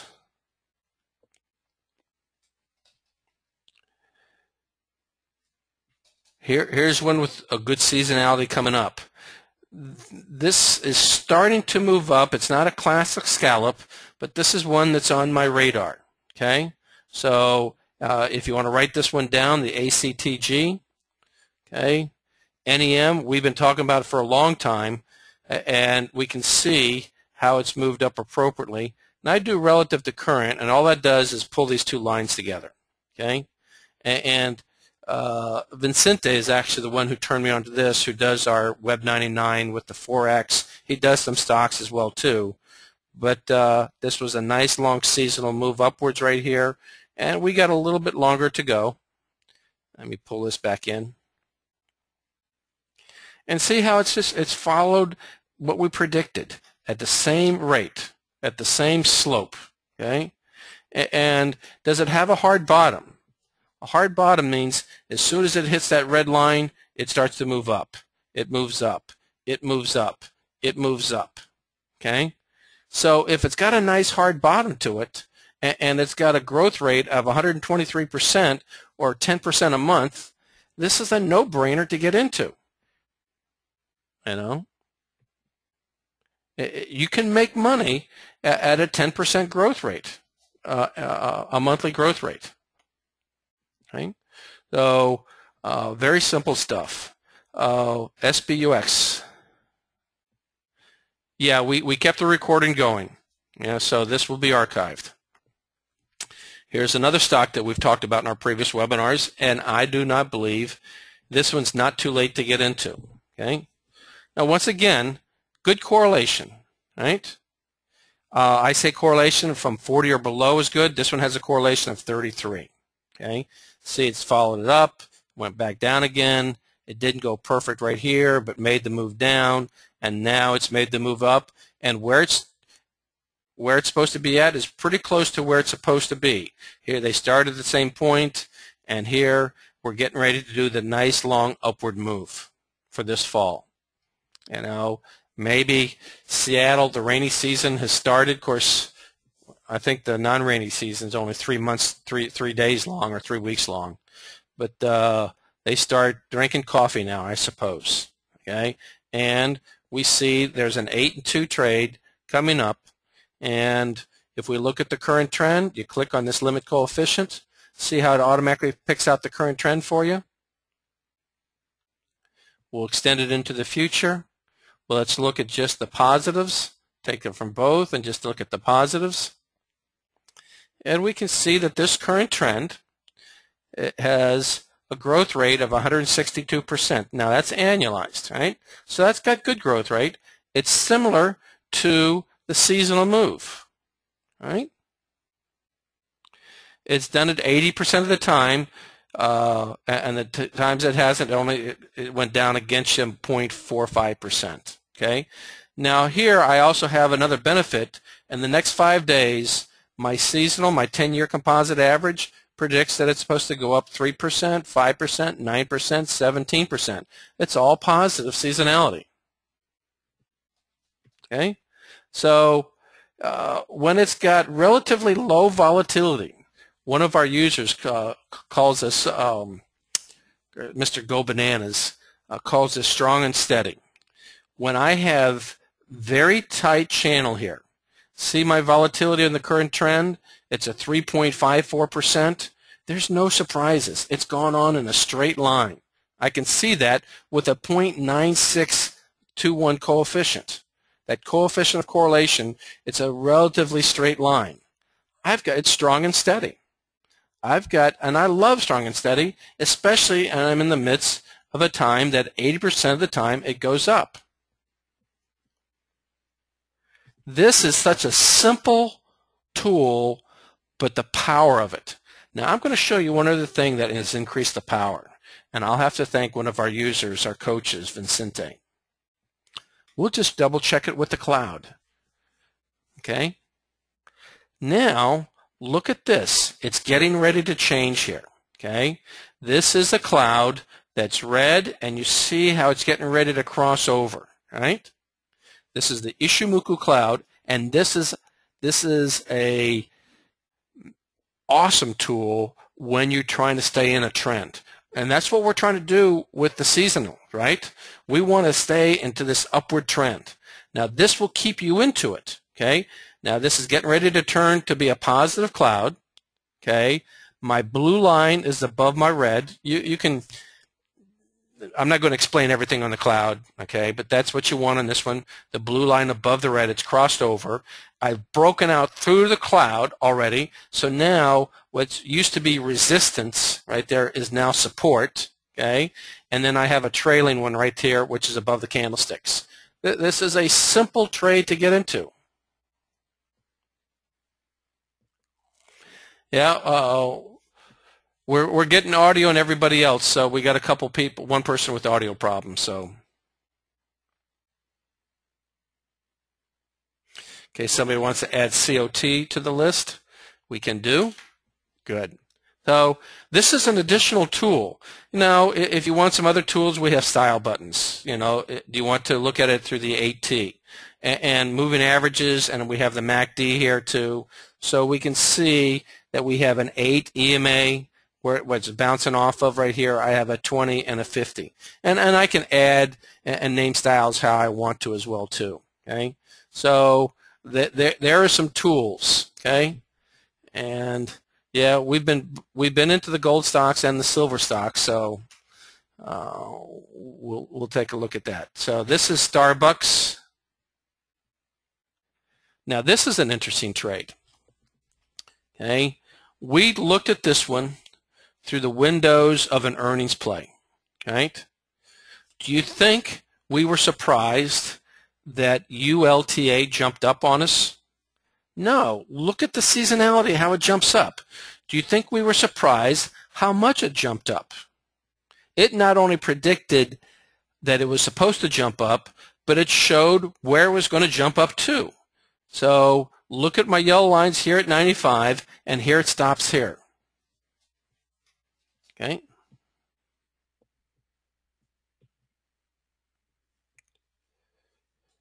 Yeah. Congratulations. We have a couple of guys who got that trade. They're just, yeah.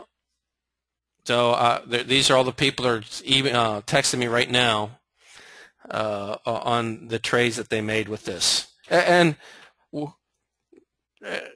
we saw, you know, a 4-0 trade. This is only 4 years, but this was a classic trade right here. And I like it when it not only predicts that a 4-0 going up, but it also predicts how much it goes up. Oh, we got some more ones right here. So this is a great tool for the earnings as well too. Now, most of my trades are not earnings, but when I can see something that goes up, 90% of the time, and here's one that some of our users got into as well too. Okay, MOV, VADA, and here it is. We see this bump up right here on the earnings play. Not only do we see that we had a great move upwards, it had a high probability, but again, it did a pretty good job predicting where it's supposed to go on MOV, and so we had some people get into that one as well too. Let me just do a couple more of these earnings plays. Joseph A. Bank, you gotta love this one, Now, it doesn't have a perfect correlation, but you know what? For the last, 4 months, it goes down, it continues to go down, and then we have this earnings play as it bops up, and there we go. Yes, we had some people that did the best on this one. Some people got a 10 times investment on this one. The stock is going down. Everybody thinks it's not going to do well, but we know that the earnings does well on this one due to the seasonality on the earnings play. Okay. Now, NUVA. Yeah. NUVA is interesting because I'm going to test some of the new people here. Okay. Why is NUVA interesting to me? What is the number one reason? I know you guys, some people know it. They're very good.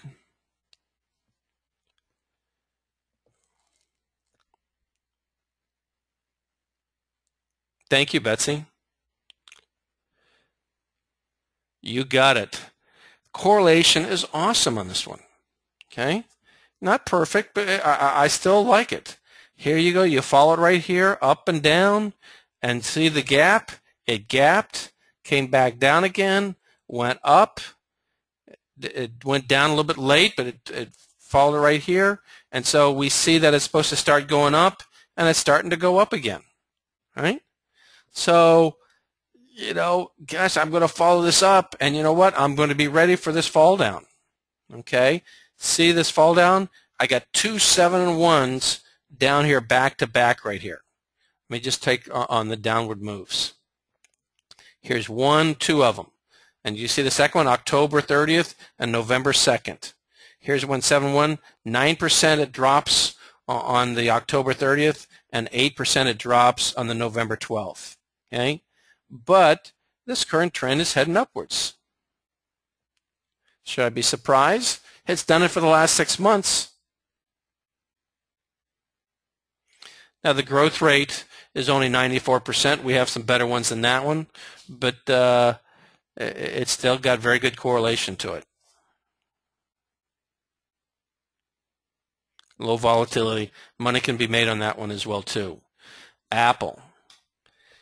We have talked about Apple for the last month. Okay? And I will say this again. Okay? You've got to get into Apple sometime. If you're not getting into Apple, you're missing an opportunity. Okay? We saw it down here where it was at the low. It goes flat for a while, and from right here, it starts to go up. Okay? If we go ahead, the limit coefficient, okay, like that, and we can see also that from here on out, it has a nice move upwards, and let's look at the positives. Let's look at the current trend first, right? A 0.9606 coefficient, very straight, okay? Do we have any surprises? And I say where it just bolts outside the channel. It got a touch outside the channel here, but it came back home to mama right there. That's Dave Elliott talking to me. Okay? So it has no surprises. A nice hard bottom. It really never got below the magenta channel here recently, right? So once it hits the bottom of the channel, it's a good time to get into it. Okay? Now, there's some fundamental news too coming out that I also like about this one, but just look at this channel. Now, I talked about this last week, I talked about the week before, and the week before that, so it's been a month now. Look what's coming up now. We have a 9-in-1 trade, moves up 5%, almost 5 1/4, 3/4%. When it goes up, 1.6 when it goes down, the 1 year that it went down. I'll take those 90% odds any day of the week. Okay? Do you see that? 90%. Does the seasonality look like it goes up? Yeah, for the next 5 days, 10 days, it's all green. It all moves upwards. So am I following my 5 steps? Yeah, I've got great seasonality heading upwards, right? My current trend, is it going in the same direction as my seasonality? Check. Yeah. Do I see a wave pattern? I can see it a little bit better when I take off the seasonality. So when I take off the seasonality, and I'll zoom in on this same time period without the seasonality in here, I see an overbought, oversold, overbought, oversold. Now it's just hugging this green line, and it's following this, the red line up. Has it made a move up yet? No. Is it still okay to get in? Yeah. It's still on step 4. Is it in the right location? Yes. Is it candlestick confirmation? Yes. Let's just take a look at a couple questions here. Oh, the numbers in the parentheses also on the prediction right here is that when I go back and look at seasonality, prices and seasonality, and let me zoom out a little bit. So we're looking at this seasonal move right here. For the next 5 days, the winners right there. So the green, it moves up 1.85%, and that's at day 5. Okay, in between today's date and day 5, where day 5 is 1.85%, it actually had a peak of 287 and a trough of 0. It never went down. 10 days, at the 10-day point, it was up 2.75. So 10 days from here, it's 275.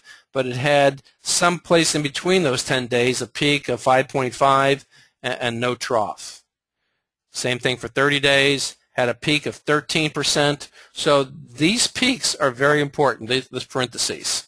So good question, Mark.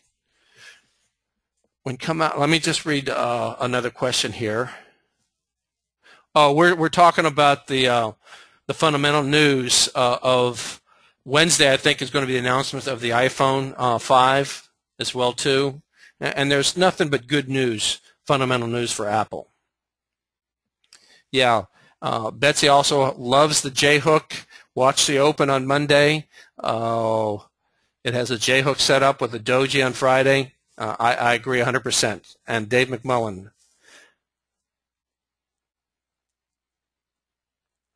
Good stuff, Dave, on his Apple purchase. So he agrees with what we're doing here. Okay. Now let's just take a look at a couple of stocks that he was looking at, and I'm just do a quick scan of them. Now I can still make money on JP Morgan. It's going to go up, but it's getting ready to go down. Okay. So the time to follow JP Morgan is at the bottom. See this trough right here where you have an inflection point where it changes directions? That's when we should start watching it going up. And so at the same point, this is the inflection point. This is when we should start watching it going down. Okay, so I'd like to follow all 5 steps before I get into it.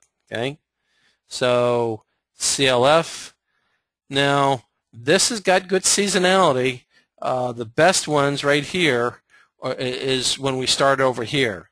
So I'm going to keep CLF on my hip pocket and to see if it starts moving up.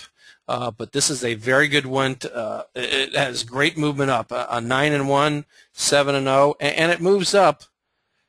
This 7-3 moves up 9%. 9-1 moves up 9%. I can make good money on a 9% move here. Yeah, that is correct. So that to me is a good one that was pulled out there, and I'm going to wait.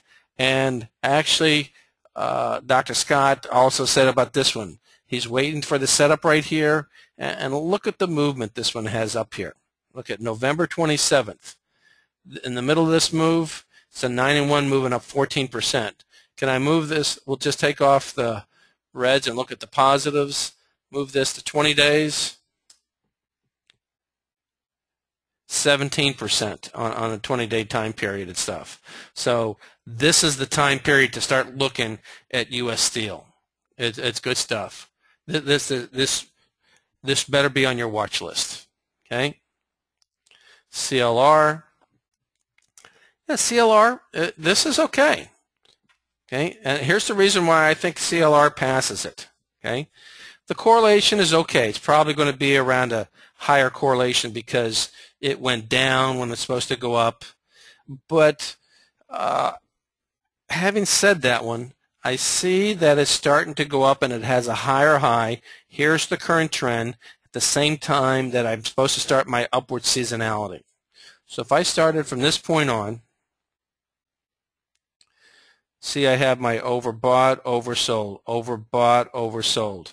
So what I would do is let it come back down into the channel and then get the CLR. Range trade this one also, okay? And it's got a good growth rate, 147%.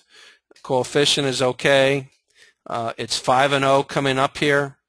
It's just a little bit too high in the channel, okay? See the volatility? It's up in the 6 range, almost 7. So you have significant space in this channel here. So I'm going to let all the stars line up and get CLR after it comes back down. Okay, so another good stock as well too. So I want to check out a couple other ones here too.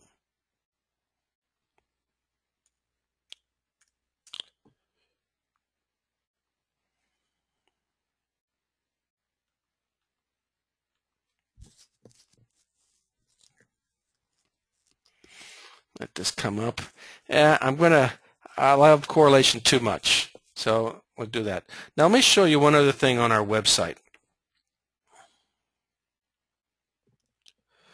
And let me pull it up here. Here's our website, magentatrader.com. Okay, it has the 5 steps, so if you missed out on that one, that's fine. We also, here's our webinars coming up. We post them right here. We have a workshop that's coming up. Anybody going to Las Vegas? We're going to have George Lee. Maybe I'll see if Dr. Scott's going to be able to come to that as well too. But we've got a whole bunch of people that are going to be coming there as coaches. And if I come over here, here's our archived webinars, and here's the webinars of the past. And if you'll only get the free webinars if you're not a member here. Also, but you can see what we've talked about. Here's our workshop. This is one that's very exciting. This is before the Las Vegas Traders Expo. It's 11th through the 14th. We're all coming in there together, and we have George Lee, Vincente is coming, Tim Worley, Caro, Eric, and myself. We're all going to be there, and you're going to sit around and watch us trade. Okay? We've got excellent bandwidth. Bring your laptop. We're going to watch George trade. We're going to watch other people trade. We're going to talk together about it. You can sit by whoever that you want to, watch whoever you want to.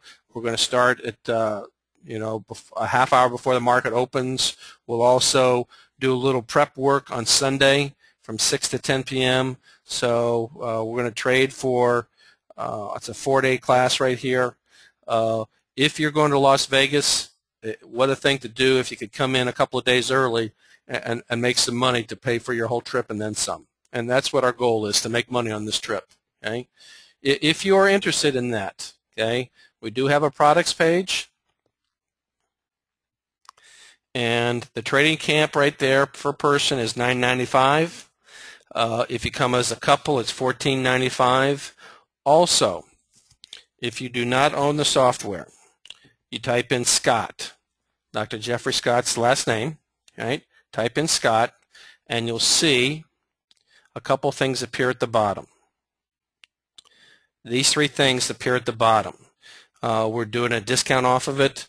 It's a $500 discount free lifetime upgrades, free data for 1 year, and reduce the price $500 if you just want to do a trial, right?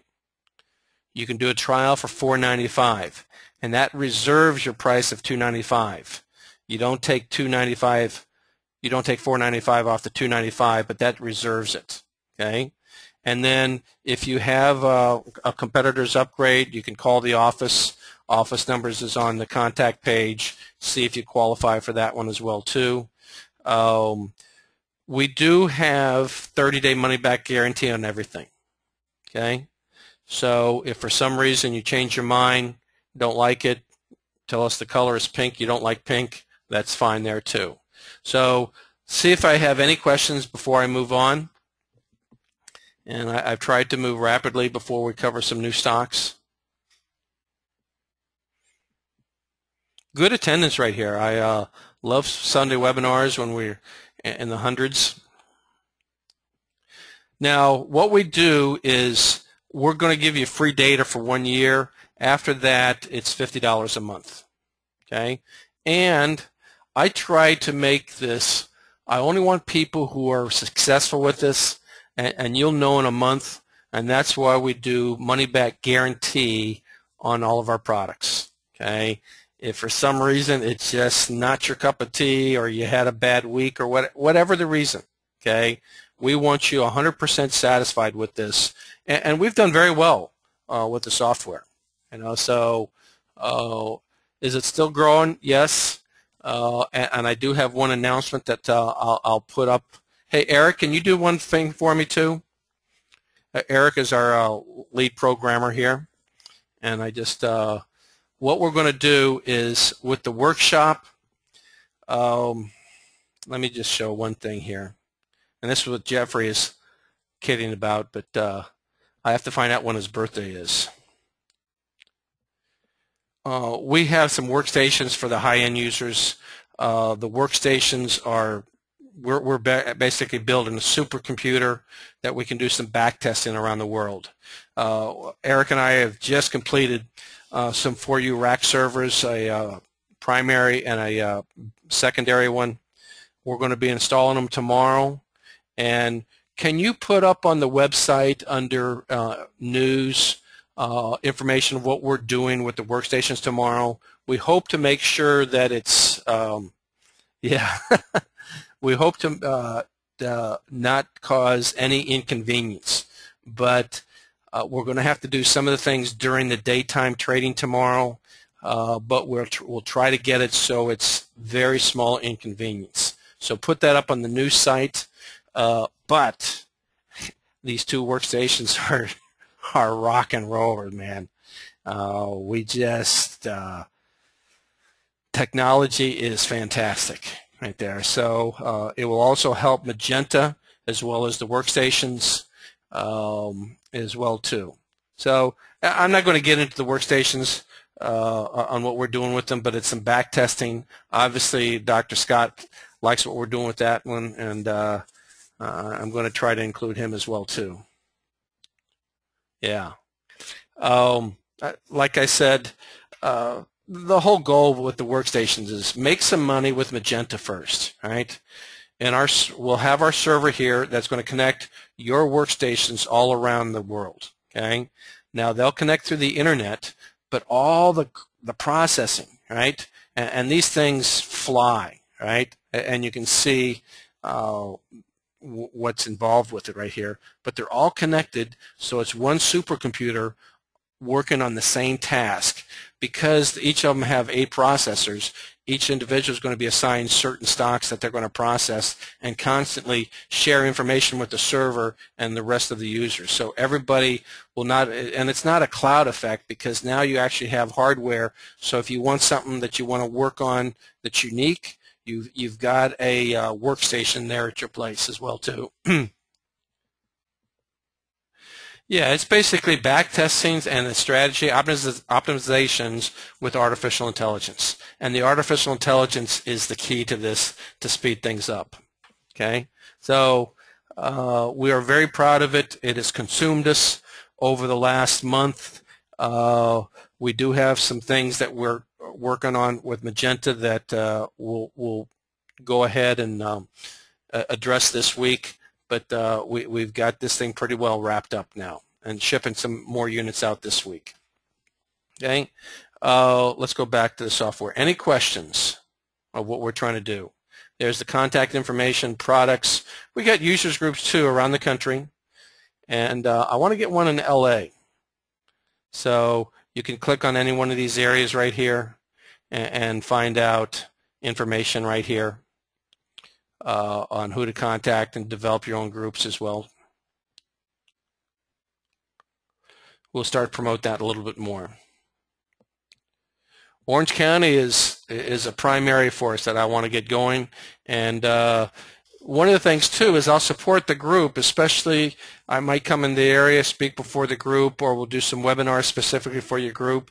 But sometimes you'll find some good traders like yourself that have Magenta, that it's nice to have some local friendship as well as that way too. Yeah, we need something in New Jersey as well.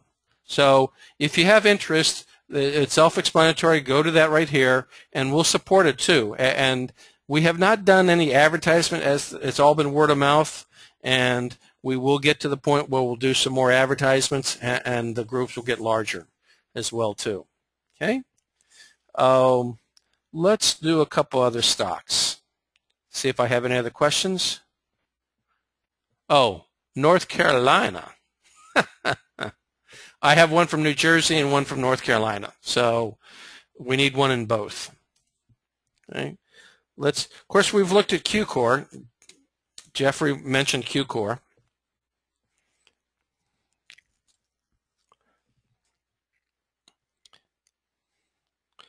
And Q-Core is tied in with Apple, and because it's tied in with Apple,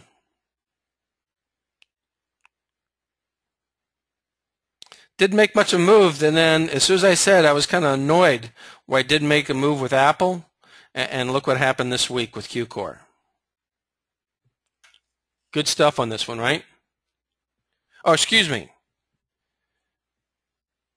This is, I'm sorry, that was, I got the two one, QCOM right there. You are correct. QCOM. Q-Core is a different one. I apologize. So you guys caught me real quick. It must be after 9 o'clock my bedtime. Thank you much. Yeah, it's up in the oversold area now. But we did mention Q-Core. Now,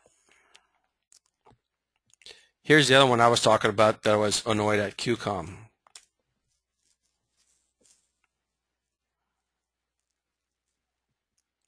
See how it kind of annoyed me where it didn't go up? And now we think it's starting to make the move up here.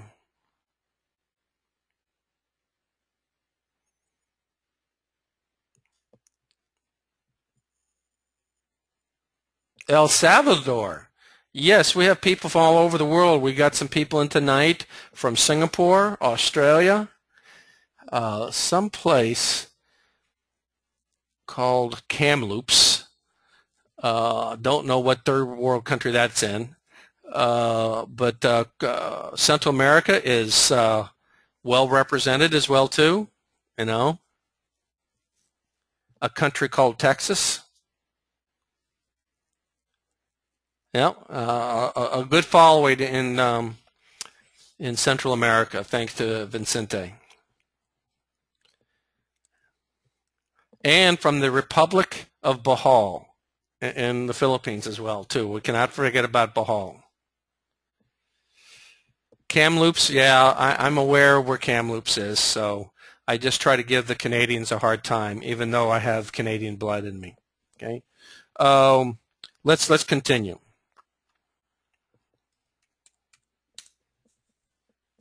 Oh, I'm sorry, we forgot the sovereignty of Zephyr Hills. Oh, seasonality doesn't support this one. I like to have all my stars line up. It was doing fine, but I'm going to hold off on LED. Dillard's.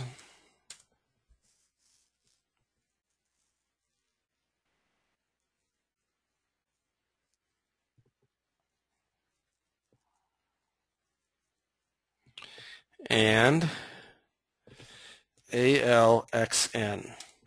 Now, how do I find these stocks? Okay. Now, one of the things that I do, now there's a good one. There you go. I like this one. Let's look at this one. This is one that was pulled out from the screener that Jeff had. And this looks interesting. Okay.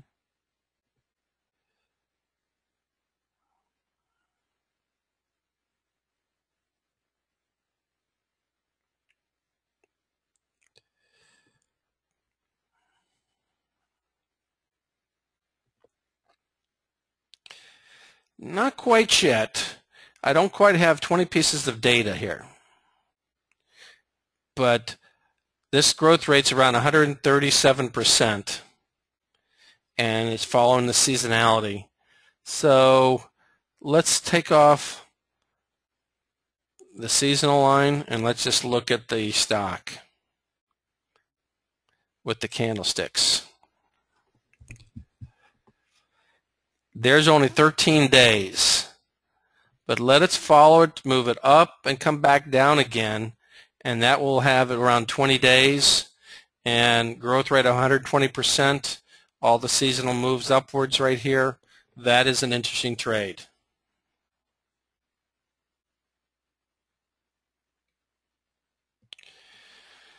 Yeah, I do this from a couple locations. I do this from the Far East, and I do it from the West Coast of Florida, is where I host the webinars. I will keep you updated when I make my next trip back to the Philippines. Eric and I have a cool project we're working on that we're going to announce over hopefully at the Traders Expo of the Magenta Trading Camp. But we have some work to do between now and then. George also talked about this one. I think this is a good stock, but I'm going to wait a little bit on it, on ALXN. Now, the other thing to do is, before I show you the screener, is let's zoom out a little bit.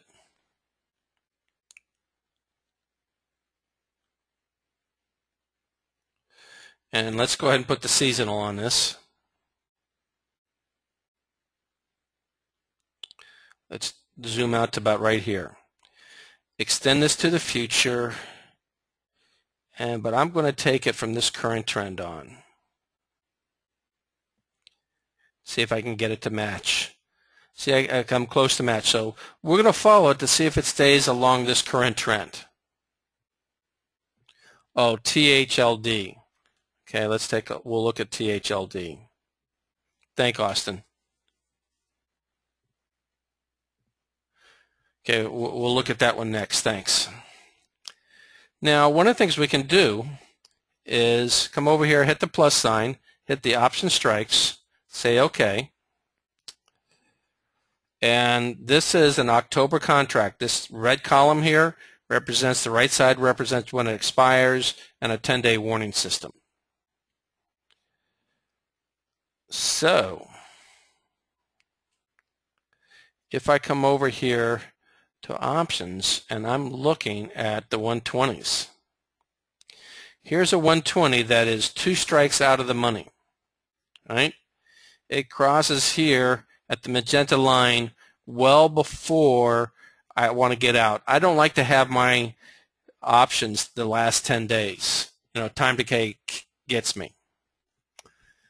Let me read this one other comment about ALXN. Has gapped up, hanging in the overbought area, and is above the T. Will probably pull back to the T or move sideways, wait for the T to catch up, and then J-hook for some move up. I couldn't agree more. So somebody else who follows Mr. David Elliott's teachings as well too confirms what I think, where you should wait for it a little bit. Wait for that J-hook. Okay. Now, there's a strike that I could live with. An October 120 call. Now, I'm going to wait a little bit on it. And if I wait a little bit on it, I might decide to tap it up again a little bit. So I'll pull this up again. But these green columns right here, these horizontal columns are the open interest,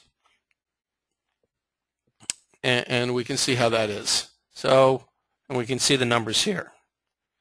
Relatively small.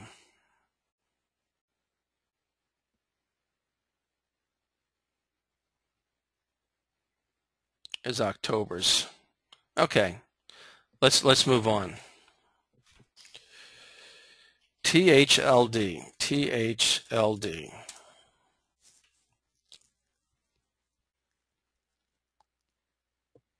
Now, I'm going to have to look at that one because that jumps up too much. Eric, can you have Ray check this out for me?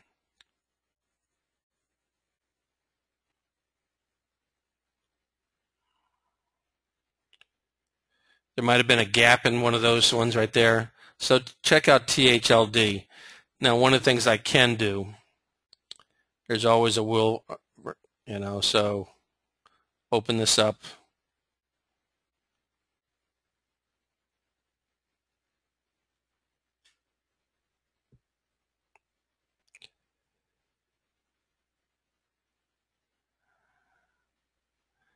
Yeah. Just check him out, THLD, for me. We've got a new person. That's all he does. He's wants to make sure all our data is perfect there. Okay. GO. Let's say look at it. COO. I remember Cooper. We talked about Cooper. Who got into Cooper?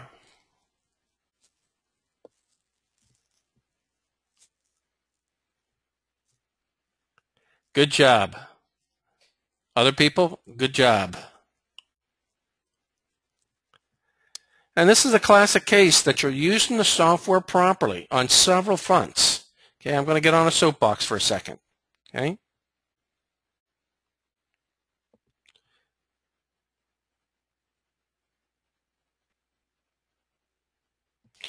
Now, I know you can't get into everything, so you can't get into every single trade, okay? So I understand why you don't get into it, but the people that use the software properly. You see that big move up right there. Obviously, you always check for earnings plays, okay?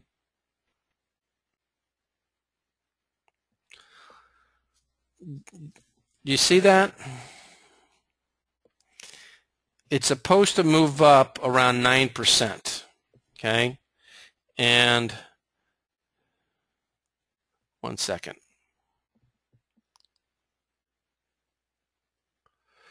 I want to check something else as well too.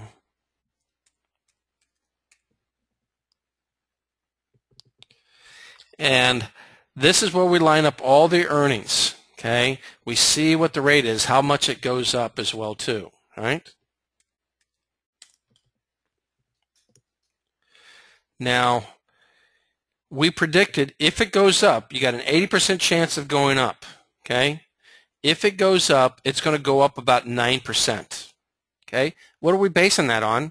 Historical data. What did it do out of the last 10 earnings plays? 8 times it went up on an average of 9%. The 2 years it went down, it only went down 0.53%. I'll take those percentages all day long. Because when you do go up, you know, when you got into it, what I did not make this trade, so I can't. I had some good trades last week, but I did not get into this one. What was your return on investment on this one? We had about 4 people get into it. Give me a couple examples. Oh, but when it made its move upwards right here, let's zoom in a little bit. Here it went from 85 and change up to 92.7 on a. That's pretty close to 8-9%. What did it move up exactly? Does anybody know?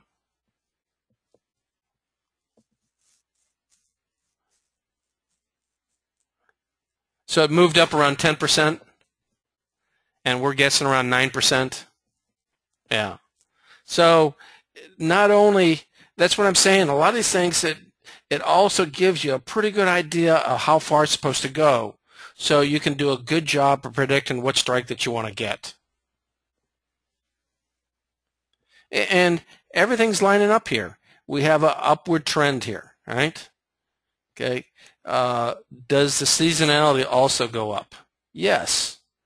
Everything lines up. When everything lines up, your probability of success is very good. Dave, you got this a while ago. Wow.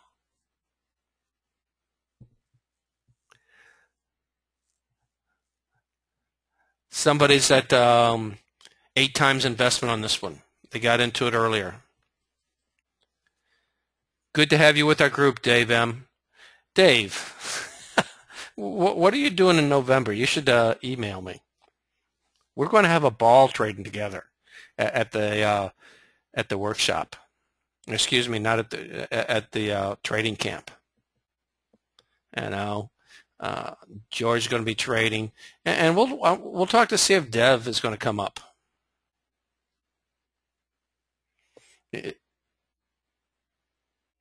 Yeah. Regardless, we'll have to communicate through webinars. So some of the people that are our coaches and some power traders will have to do some webinars if they're not traveling in Europe. So that's a good one, GOLD. Congrats on the people that got the Cooper companies.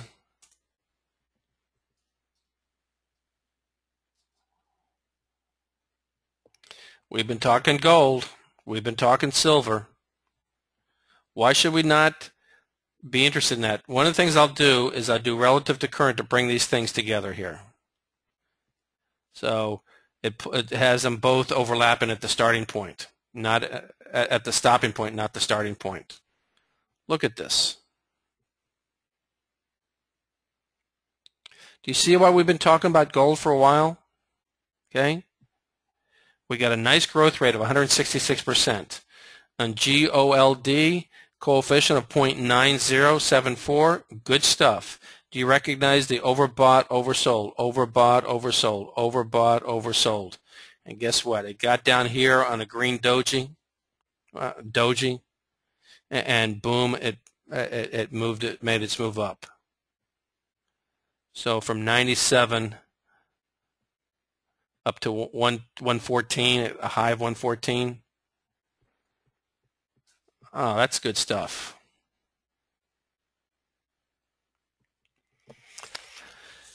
Not now, Susan.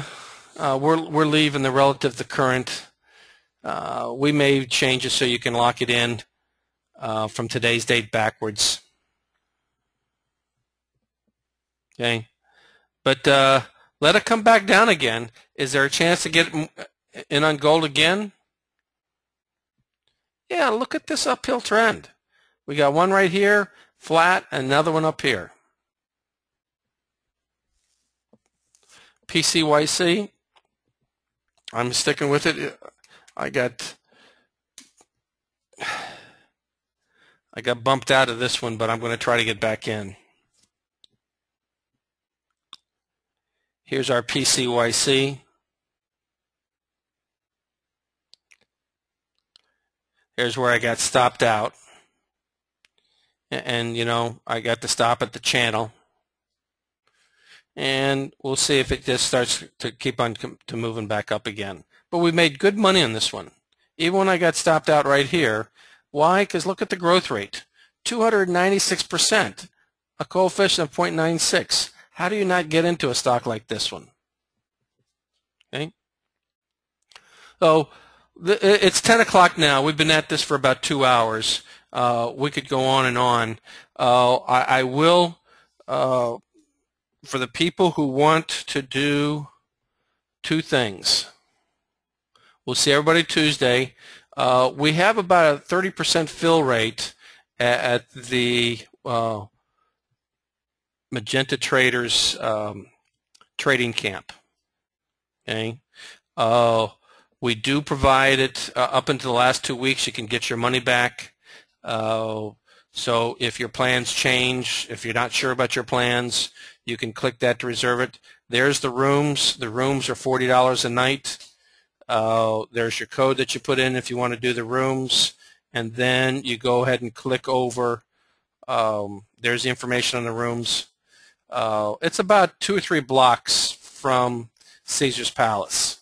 So if you want to stay there during the expo, that's fine too, as opposed to $150. Yeah, COO is a perfect. It worked absolutely like it was supposed to. I agree, and it's a very good instructional chart as well too. The products page, if you want to reserve a slot so you can trade along with our coaches.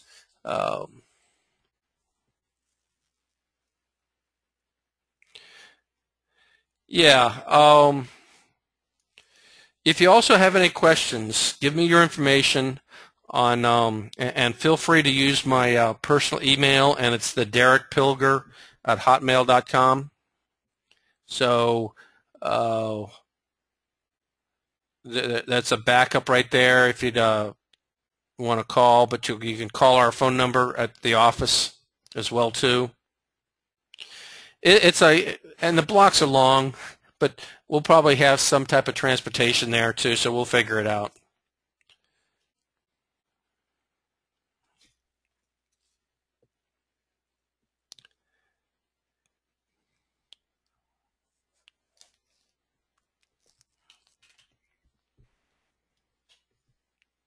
It's about a mile. That's what I wanted to know.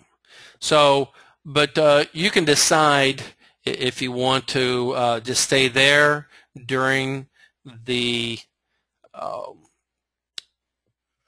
Traders Expo, or do you want to move over to Caesars? What's Caesars now? Is it like $150 a night? So 1 mile in Las Vegas, a cab ride would cost you $20 or whatever. Split it with a couple of people.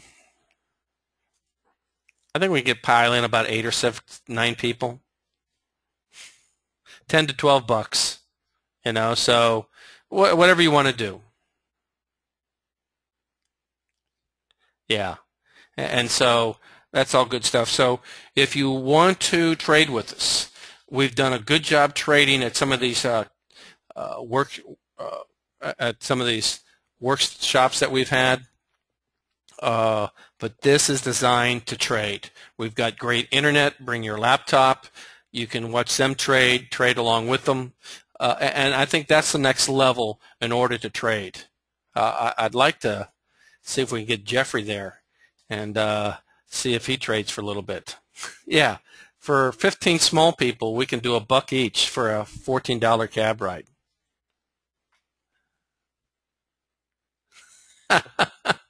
You guys have lost it.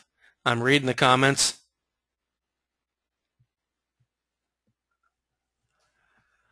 So, all good things right there.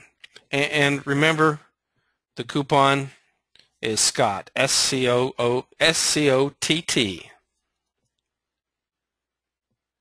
But that's about does it right there.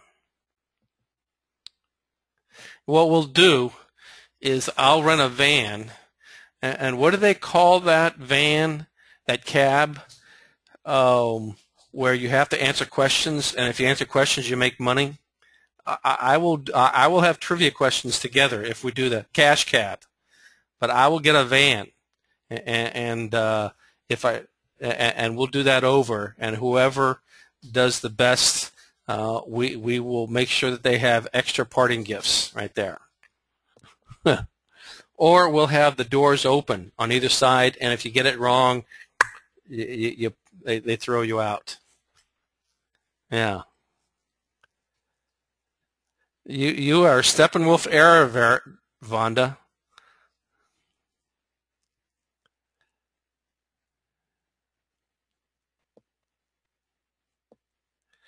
Yeah, feel free to email me. Let me give Vinod. Let me type in my email too. It's just the Derek Pilger at Hotmail. That's my personal one. Feel free to email me and give me phone numbers, or you can call the office, either way you would like to do it. That's fine.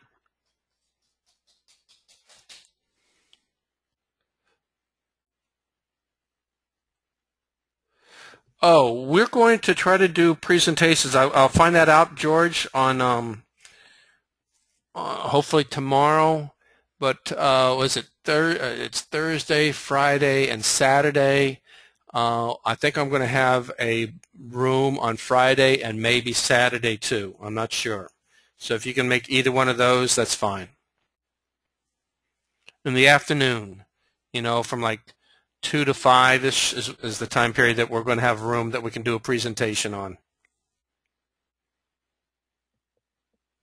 Yeah, this is at the Traders Expo. The Traders Expo is like a Wednesday, Thursday, Friday, Saturday, and the actual convention kind of starts on Wednesday night, but really it begins on Thursday, Friday, and Saturday.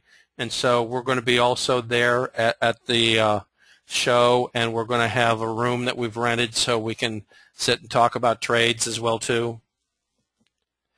Yeah, Caesar's Palace is about $200 a night. You might be able to get into some type of special. So the $40 a night, you can get a lot of prime rib for $160 a night, and a cab ride.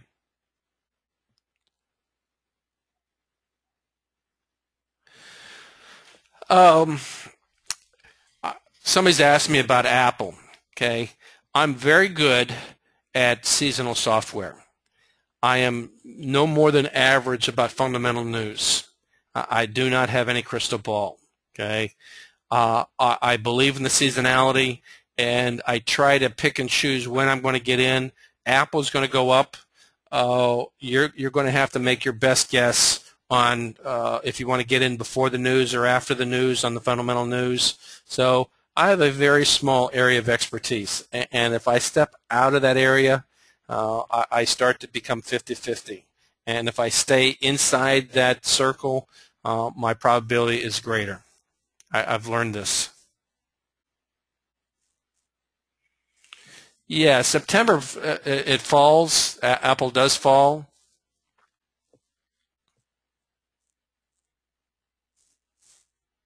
No, I just don't. I think there's just too much fundamental news that's good for Apple now with the lawsuit and the products coming out earlier.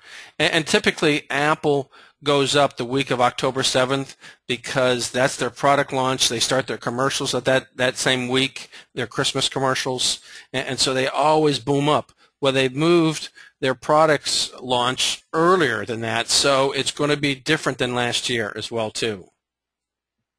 There's just too many people waiting to buy the iPhone 5. And that's why I think it's going to be different than last year, because instead of waiting until that week of October 7th that they always do. And they'll probably launch the iPad 7 too on the week of October 7th. This comes from my lead techie engineer.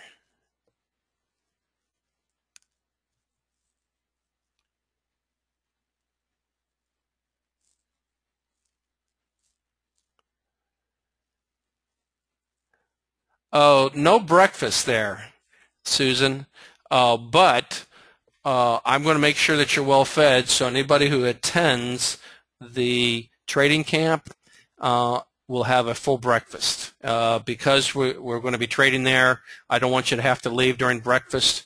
So on all those 3 days, Monday, Tuesday, Wednesday, I'm going to feed you, so you don't have to leave the room. I'm a big breakfast person, so 6 o'clock in the morning comes early.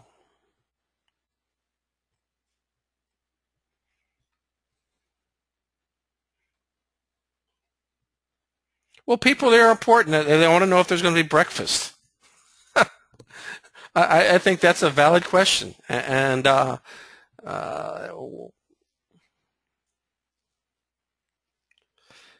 Yeah, we can get Domino's to deliver to us as well. Actually, unfortunately, we can't get them delivered there, though. You have to go out for it. I did mention breakfast. No free lunch. You can go out and roam and go whatever type of lunch that you want.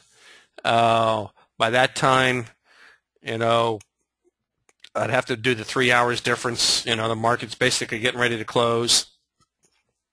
So I thought breakfast would be the best meal to provide for you, to make sure that your calories are up so you can think properly. And I learned that early in life by the readings of, oh my goodness, who's the greatest chess player from America? The crazy guy? Yeah, Bobby Fischer. Bobby Fischer would exercise so he could do deep thought longer in these chess tournaments. He found out if he was not in good physical shape that his oxygen carrying capacity to his brain was not as good as when he was in poor shape. So he felt that eating properly, good exercise was one of the keys for him to win some of these duration chess tournaments. So, and I concur. Your brain can consume more oxygen than all of your smooth muscles, all your running muscles, all your exercise muscles together. So it's amazing how that works.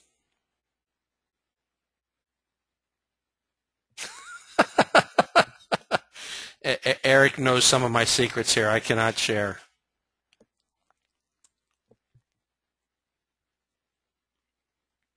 Oh, I am sure of that, Bob. I'm sure the Russians, who are the best at chess still, have got a extensive physical training program. And what it will do, if you want to, for the people that want to, at 4 a.m.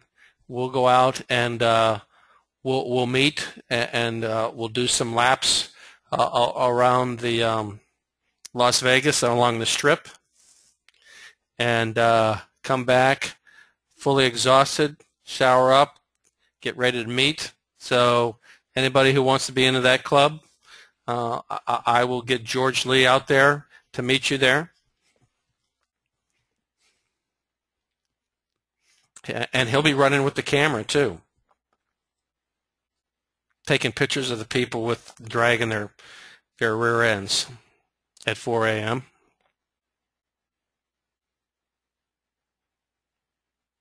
Yeah, we'll run with the group. We'll be okay. That's it. I appreciate it. Any questions, feel free to email me with your name and phone number. You can call the office, and we will go from there. That's it. That's it. Appreciate it. Great numbers tonight. I get excited when we get new people in here as well too, so we enjoy it.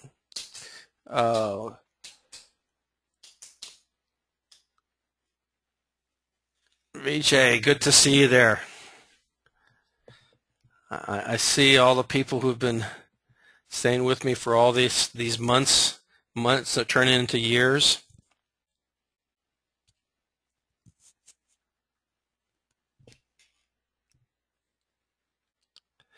Now, I actually admit, I think one of the coolest additions to the software. Of course, you can look at the VIX with this. I usually start with the VIX like that too. Let's go back out to 6 months. Is this correlation tool. I just think that's the coolest thing. When I see that it's falling like right here, I see that it's getting ready to go up. It does everything perfectly right there, and boom, it just goes up like it's supposed to. You know, it's a good feeling when the market behaves properly.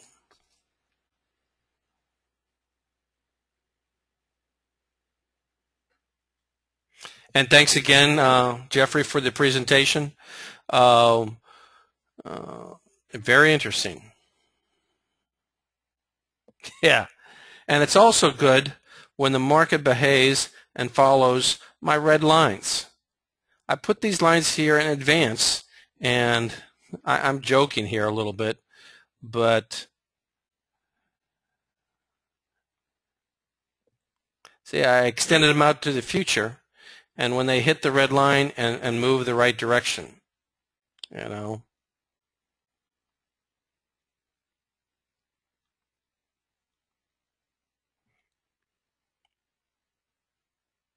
Eric, I will talk to you tomorrow. We got a big day tomorrow. 9 o'clock, is that okay? Okay.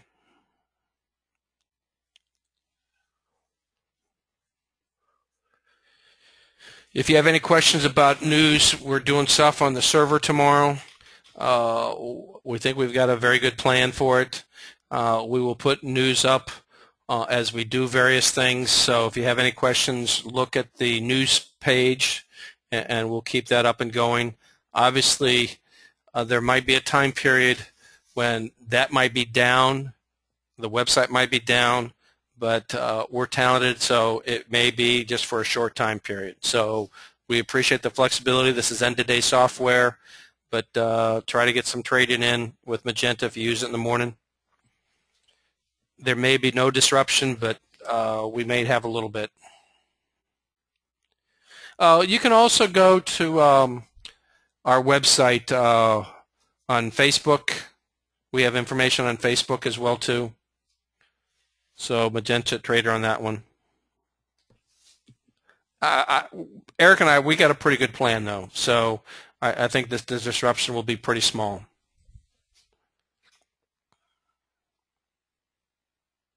This would be a good use of Twitter though. Okay, we're all done. We will talk to everybody on Tuesday, and happy trading this week.